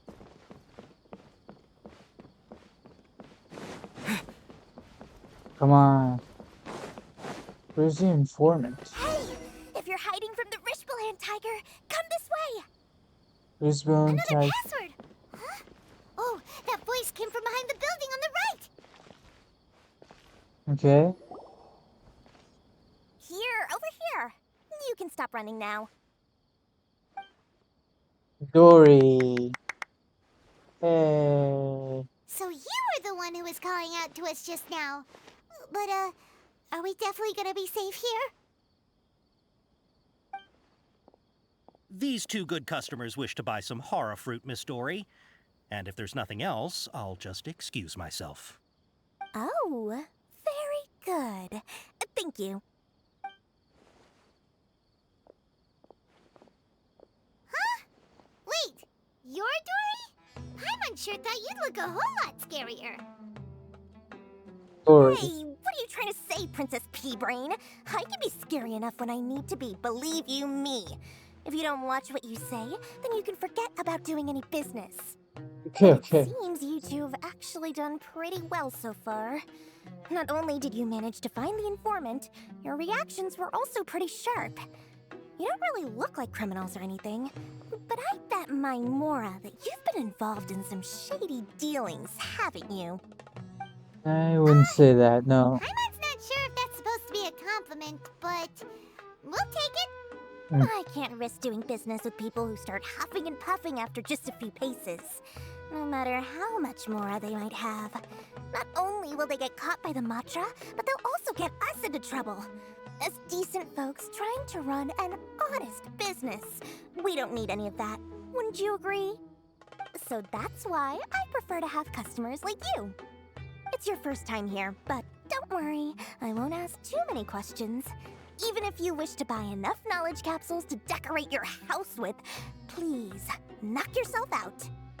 As long as you have lots of round, shiny Mora, then we're all good. Can you show us your products? Ah, yes, of course. Go ahead, help yourselves. Voila! Let's see. Wow. There are 1, 2, 3, 4, 5, 6. There are 6 of them. She'd probably be in serious trouble if the Matra caught her with all this. What kind of products do you seek, my dear customers? Don't worry, I'm not interested in your reasons for buying. I can, however, offer some suggestions. Take this one, for example. An analysis of the sociological ideology and dialectics of the Hilichurls. Only 3 people in all of Tevat have ever studied it, making it extremely rare. It's on sale now for 350,000 mora.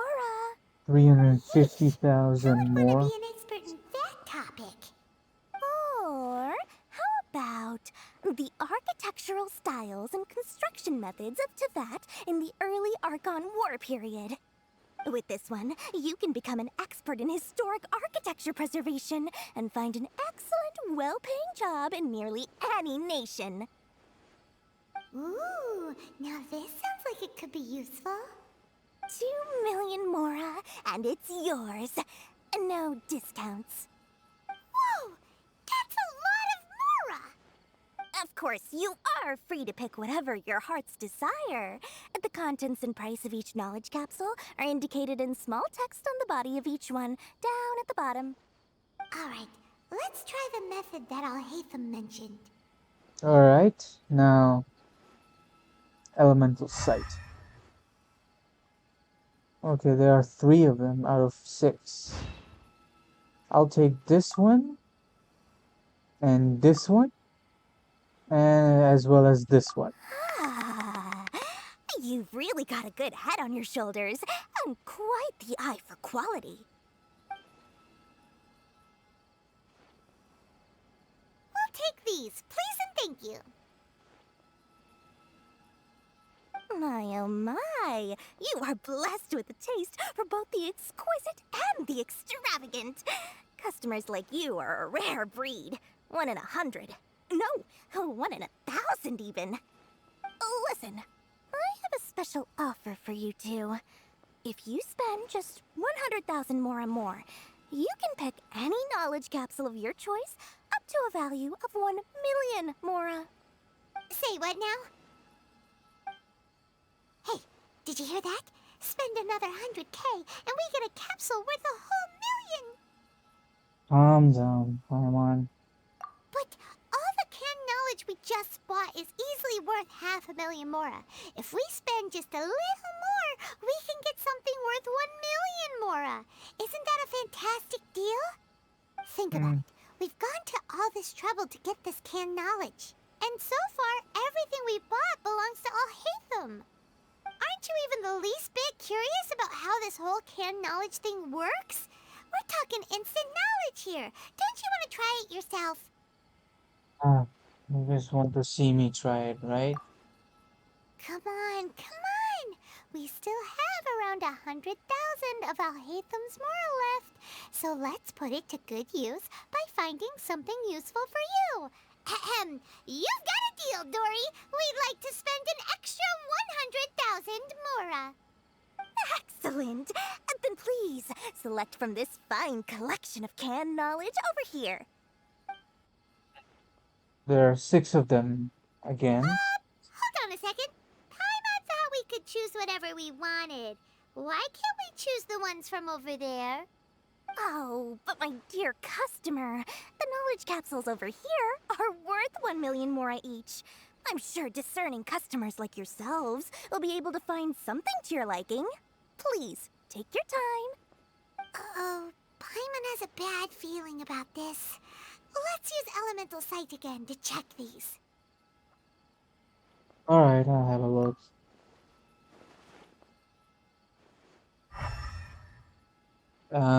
It's all the same. It's What did you see? They all seem to be equally bright. So they're all worth about the same amount?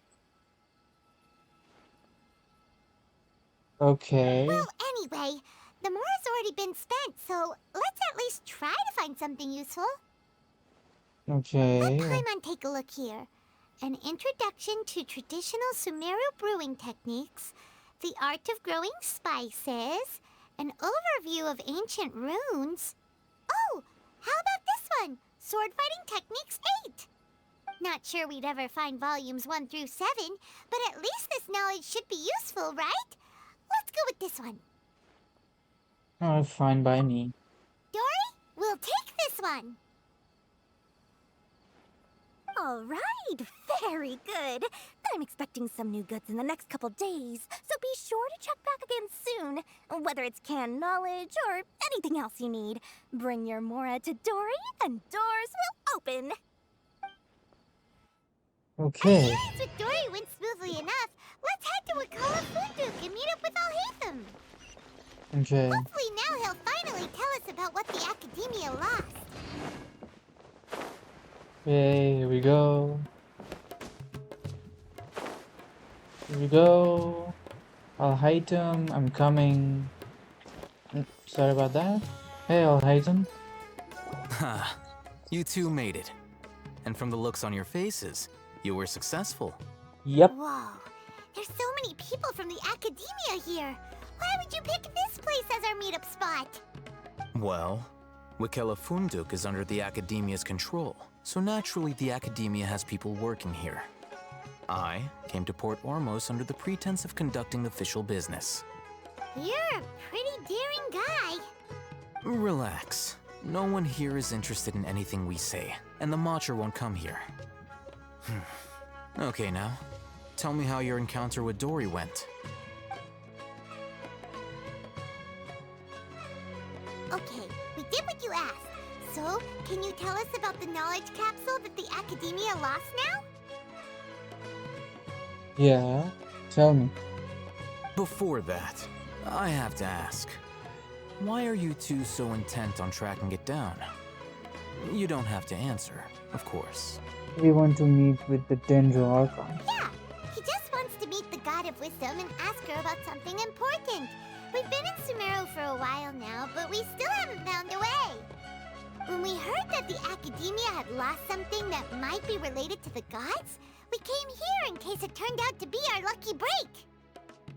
In that case, you're on the right track.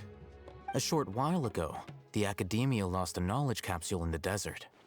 It's supposedly a divine knowledge capsule. Use it, and you'll gain the wisdom of the gods. Huh? Wow, there's really such a thing as that? Hey, if we find it, do you think we could learn how to meet the Dendro Archon?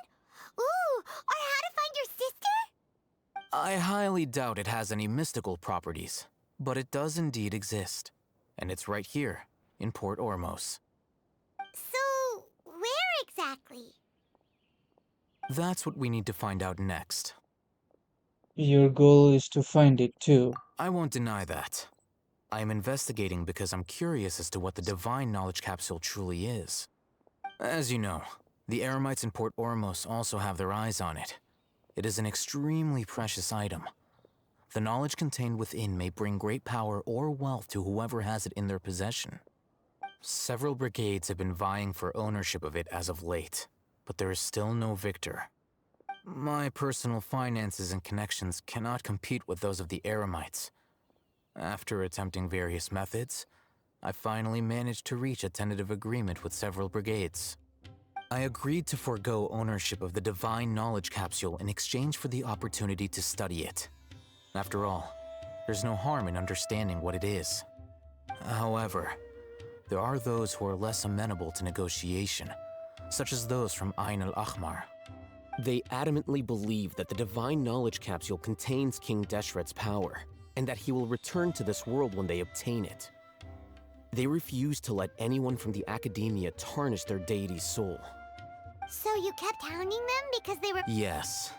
Ain al-Ahmar isn't exactly wealthy, but its members are determined to get that capsule by any means necessary. To that end, they've resorted to many methods more foul than fair in order to amass sufficient funds. So, I've been sabotaging their business to force them into negotiating with me. The divine knowledge capsule should be up for a secret auction within the next few days. Each brigade will place their own bid, and the prize will be covertly given to the winner. To ensure the capsule's security and to evade the mantra's notice, the winning brigade will not publicly disclose their victory. Unless I know whose hands the divine knowledge capsule ends up in, my agreements with them will fall through. Dory is the most reliable source of information, but that avenue was previously closed to me. With you on board now, the situation is different. In other words, you wanted us to befriend Dory so you could find out where the Divine Knowledge Capsule is. Yes, you can say that. But this arrangement harms none of us. The day after tomorrow, go back to Dory and try to purchase information on the Divine Knowledge Capsule's whereabouts. If she has no information, wait 2 days and approach her again. If I get the opportunity to study the Divine Knowledge Capsule, I will relay my findings to you. Will that suffice as compensation? Yes, that's exactly what I want. Okay, then we'll meet up in 2 days. Haytham, before you go, we actually bought a knowledge capsule for ourselves, but we're not sure how to use it. You two want to try using a knowledge capsule? Sure, I can teach you. Doing so right under the Academia's nose is a bit problematic, though. What do you say we head to the outskirts of town? Alright. Now, where do we go?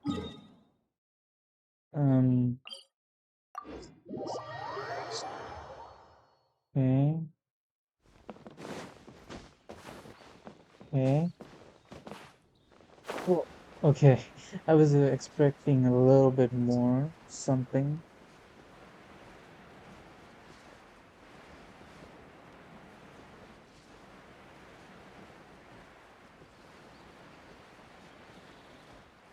Go, go, go, go, and go. And here we are. Now let's Alright, use. this place works. Show me the capsule you purchased. Here. Sword Fighting Techniques 8. Huh. A combat class knowledge capsule. This class is something of a rare find these days, since most have been taken by the Eremites to augment their battle capabilities. Really? Ah, yeah, what a great buy! If you want to determine the efficacy of this capsule, I can evaluate your combat ability. However, effects will likely be minimal if you already possess a high amount of strength. We can conduct a controlled experiment where you fight 2 battles, one before using this knowledge capsule and one after. Alright. While you fight, we can use an Akasha terminal to monitor your various physical parameters. There may be variances in your physical strength between the 2 tests, as well as a disparity in your opponent's abilities. But don't worry, I'll run statistical analyses afterward to mitigate any confounding effects. Okay, here we go. Haytham, you must have been one of those guys at the Academia who got top grades on everything. Paimon's curious about something, though. You definitely weren't one of those students who needed canned knowledge to graduate from the Academia, right? So why are you risking getting caught by the mantra for this capsule? Yeah, I'm also curious about this. When you are unable to understand a researcher's actions, most cases can be attributed to curiosity. This is but one theory. Sounds like you're trying to avoid the question. All right, Oh, well. let's begin the test. Just fight as you normally do.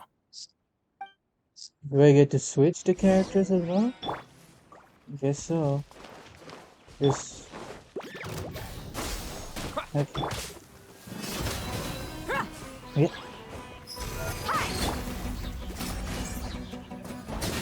Yeah. Okay. That's it? Okay. I was expecting more. All right. I'll link your Akasha terminal to record data. The next step is to use this knowledge capsule. Hold it in your hand.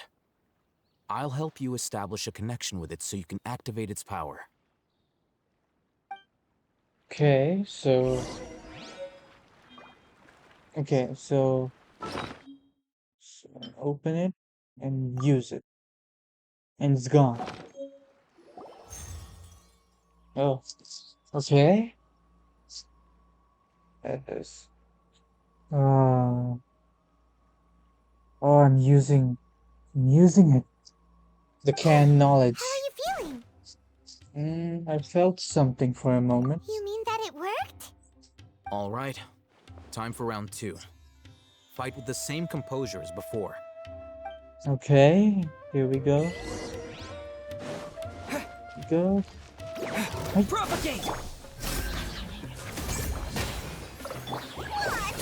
Yeah.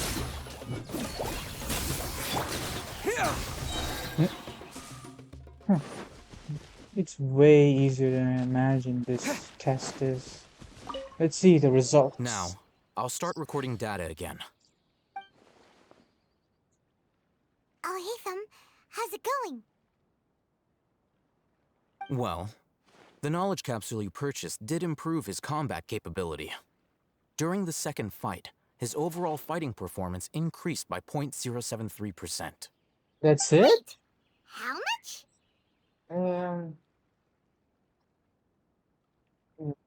I guess 0.073%. Dory's such a jerk! She totally scammed us! 1 million mora? This thing isn't worth a tenth of that amount! Of course, this could be because he is so powerful that the capsule's contents were unable to produce a substantial increase.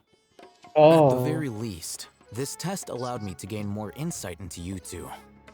Our deal seems increasingly worth my investment.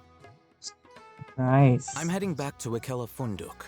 I await your response in 2 days' time. This is Mora for when you ask Dory for information. Pay her as much as she requests. Okay.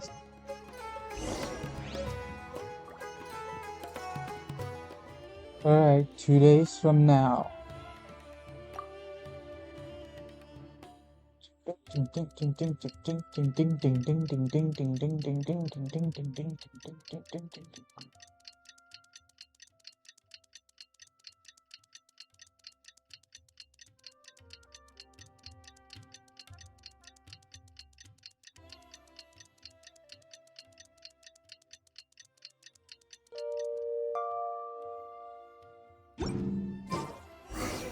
Okay, Let's see Dory today and ask her about where the Divine Knowledge Capsule is.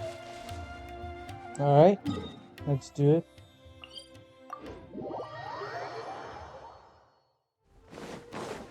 Here we go. Come on, come on.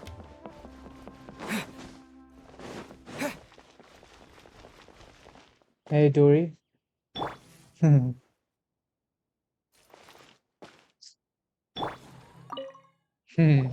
over here! Oh, welcome back, my loyal patrons. What can I do for you this time? You name it. Canned knowledge, supplies, or anything else you need. I'll find a way to get it. Where there's a waterfall of Mora, there's a way. Can you really get us anything we want? Anything at all? Aha! So it appears that canned knowledge alone is no longer sufficient for your opulent appetite. Then please, oblige me. Tell me what you have in mind. I'd like to buy info on the whereabouts of the Divine Knowledge Capsule. Oh! I knew customers with pockets as deep as yours would undoubtedly crave something more profound than ordinary canned knowledge. But you know, that kind of information isn't going to be cheap. After all, I had to work really hard to weasel my way into the auction site. Not to mention that if anyone found out that I was the leaker, I would be in big, big trouble. But how can we be sure your information is accurate? Paimon's curious how you just happen to have this kind of info the moment we need it. Because to me, anything of value is what I consider to be my supply. Therefore, I must always be aware of what's hot on the market in order to secure more sales. As for the information's authenticity, well, you've no need to worry about that. I used a camera to take a picture of the transaction. That way, no one can dispute it. Okay, then name your price. It's always a pleasure doing business with such sterling patrons. Now that you've paid in full, here's the scoop. The Divine Knowledge Capsule was purchased yesterday by a certain Misery, the leader of Ain el Ahmar. Ain Oh. el Ahmar? You mean the Aramites who worshipped King Deshret? Ah, so you're already familiar with them. The group has done everything in their power to obtain the Divine Knowledge Capsule. After all, they believe it contains the power of King Deshret. That Divine Knowledge Capsule is unlike any other canned knowledge I've seen before. It was glowing bright red. Red? The capsule is clearly visible in the picture I took. You can look for yourself. Fancy for the info, Dory. Please, it's my pleasure. It's all thanks to discerning customers such as yourselves that my efforts yesterday were not in vain. Please, don't hesitate to contact me if you ever need anything else in the future. More for Dory opens doors. Okay. Well, we figured out where the Divine Knowledge Capsule is. It turns out it ended up in the hands of Ain el Akhmar. Yep. Let's Yep. head back and talk to Al Haytham. Yep.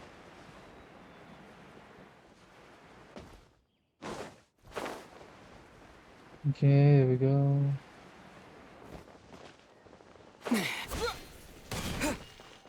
Hey. Al Haytham, we got the info you wanted. Really? All right. Let's hear it. It's in the hands of Ahmar.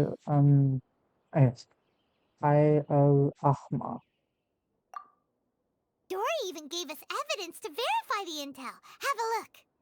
Huh, look at that. Clear as day. It must have taken some guts just to infiltrate the scene of the Eremites transaction. But then to get close enough to take a picture like this. Bold move, Dory. Very bold move. All right. The person in this picture is indeed Misery, the leader of Ain al-Akhmar. And the glowing red capsule he's holding appears to be the Divine Knowledge Capsule. In which case, if we play our cards right, when we confront them next week, we should be able to force them to show their hand. At first, Paimon didn't get why you were provoking these Ain el Akhmar guys. But now, it sort of makes sense. Everything's playing right into your hands.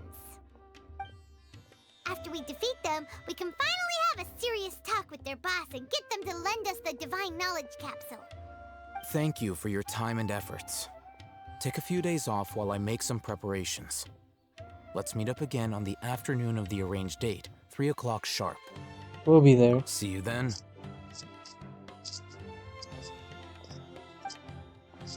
A few days later, on the day of the meeting when Al Ahmar. Al Haytham sure is taking his time. Where could he be? Oh, there he is. Sorry to keep you waiting. Let's head to the pier in front of Pharos Lighthouse. Yep, Alright. let's go. Yep. Let's go. Where? There. Can I teleport? No, but maybe I can. Okay, come on.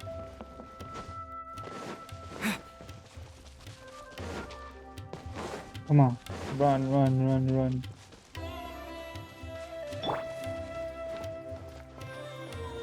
Run. Yeah.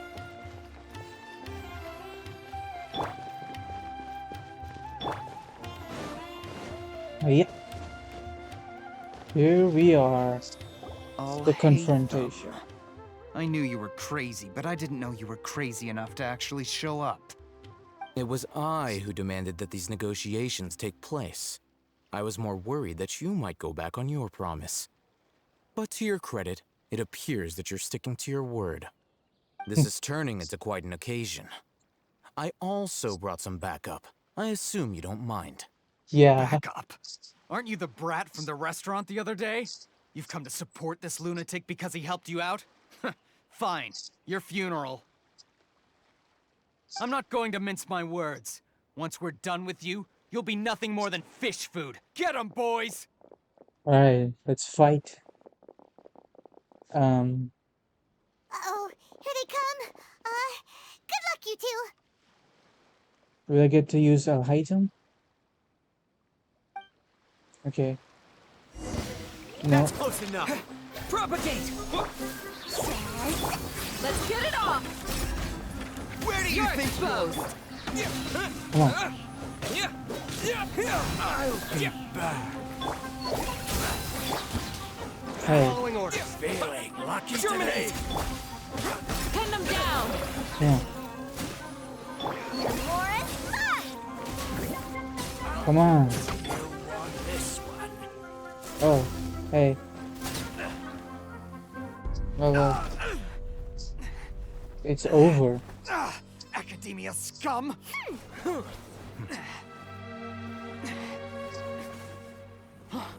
Boss! Finally! Did you use it? Great! Now we can... What's happening? Boss? Hey, I seen this from the trailer. Yeah, this is the one.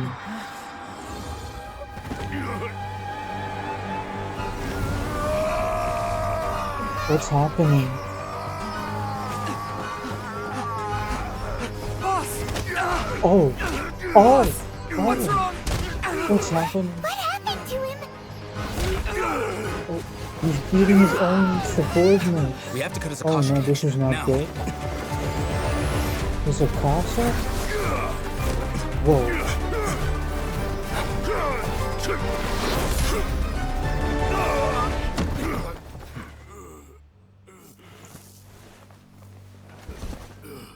Target acquired. Arrest him.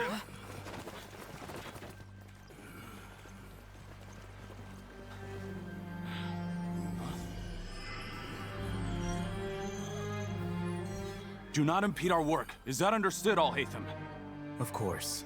I was only trying to help. Take him away. Oh.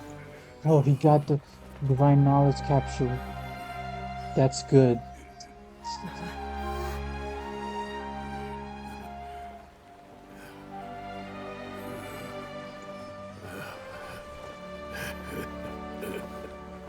World, forget me. Wait, what? He just said the exact same words. World, forget me. What in Tibet just happened? It's like that big guy suddenly lost his mind. It looks like he used the divine knowledge capsule. You mean the divine knowledge capsule did that to him? Speaking of this, which Hypatia did mention. Oh, yeah. You mean how some researchers go insane after getting knowledge from Irminsul? Yeah. I've heard of numerous incidents of researchers in Satyavada life going insane. The state that man is now in suggests that this is a similar situation. This divine knowledge capsule does appear to be linked to the gods, but beyond that, it doesn't seem anything like the rumors suggest. Possessing it doesn't grant you divine wisdom or power. Did you hear what he said? World, forget me. What could that possibly mean? Yeah. That's what I want to know. Yeah, that's the exact same words I heard in Irminsul. Took him away, then that means the Academia got the divine knowledge capsule back too.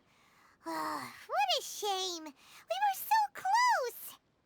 Still, Paimon didn't expect the divine knowledge capsule would be so dangerous. Imagine if we tried to open it. Oh, who knows what would have happened to us?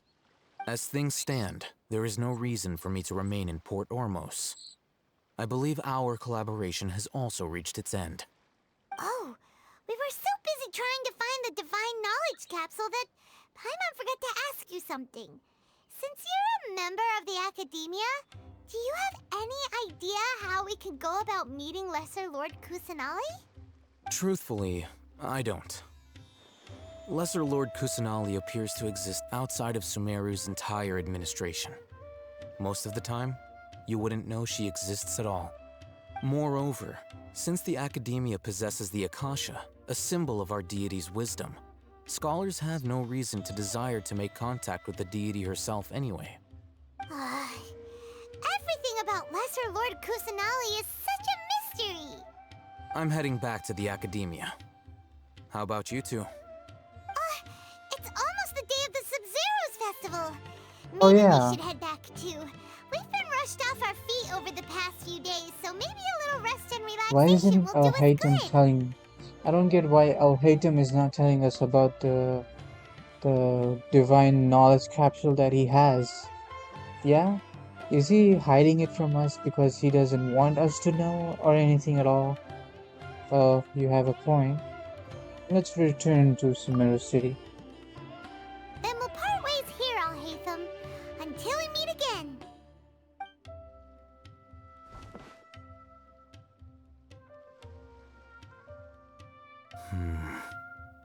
Now, do I deal with this thing first? Or should I produce the report that the higher-ups require?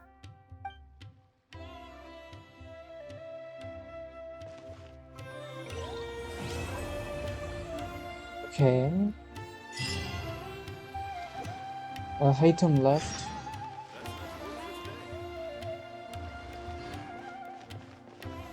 Oh man. Why didn't Al-Haytham tell us about the divine knowledge capsule that he has? Oh, this looks pretty cool. I like this. Alright, thanks for watching.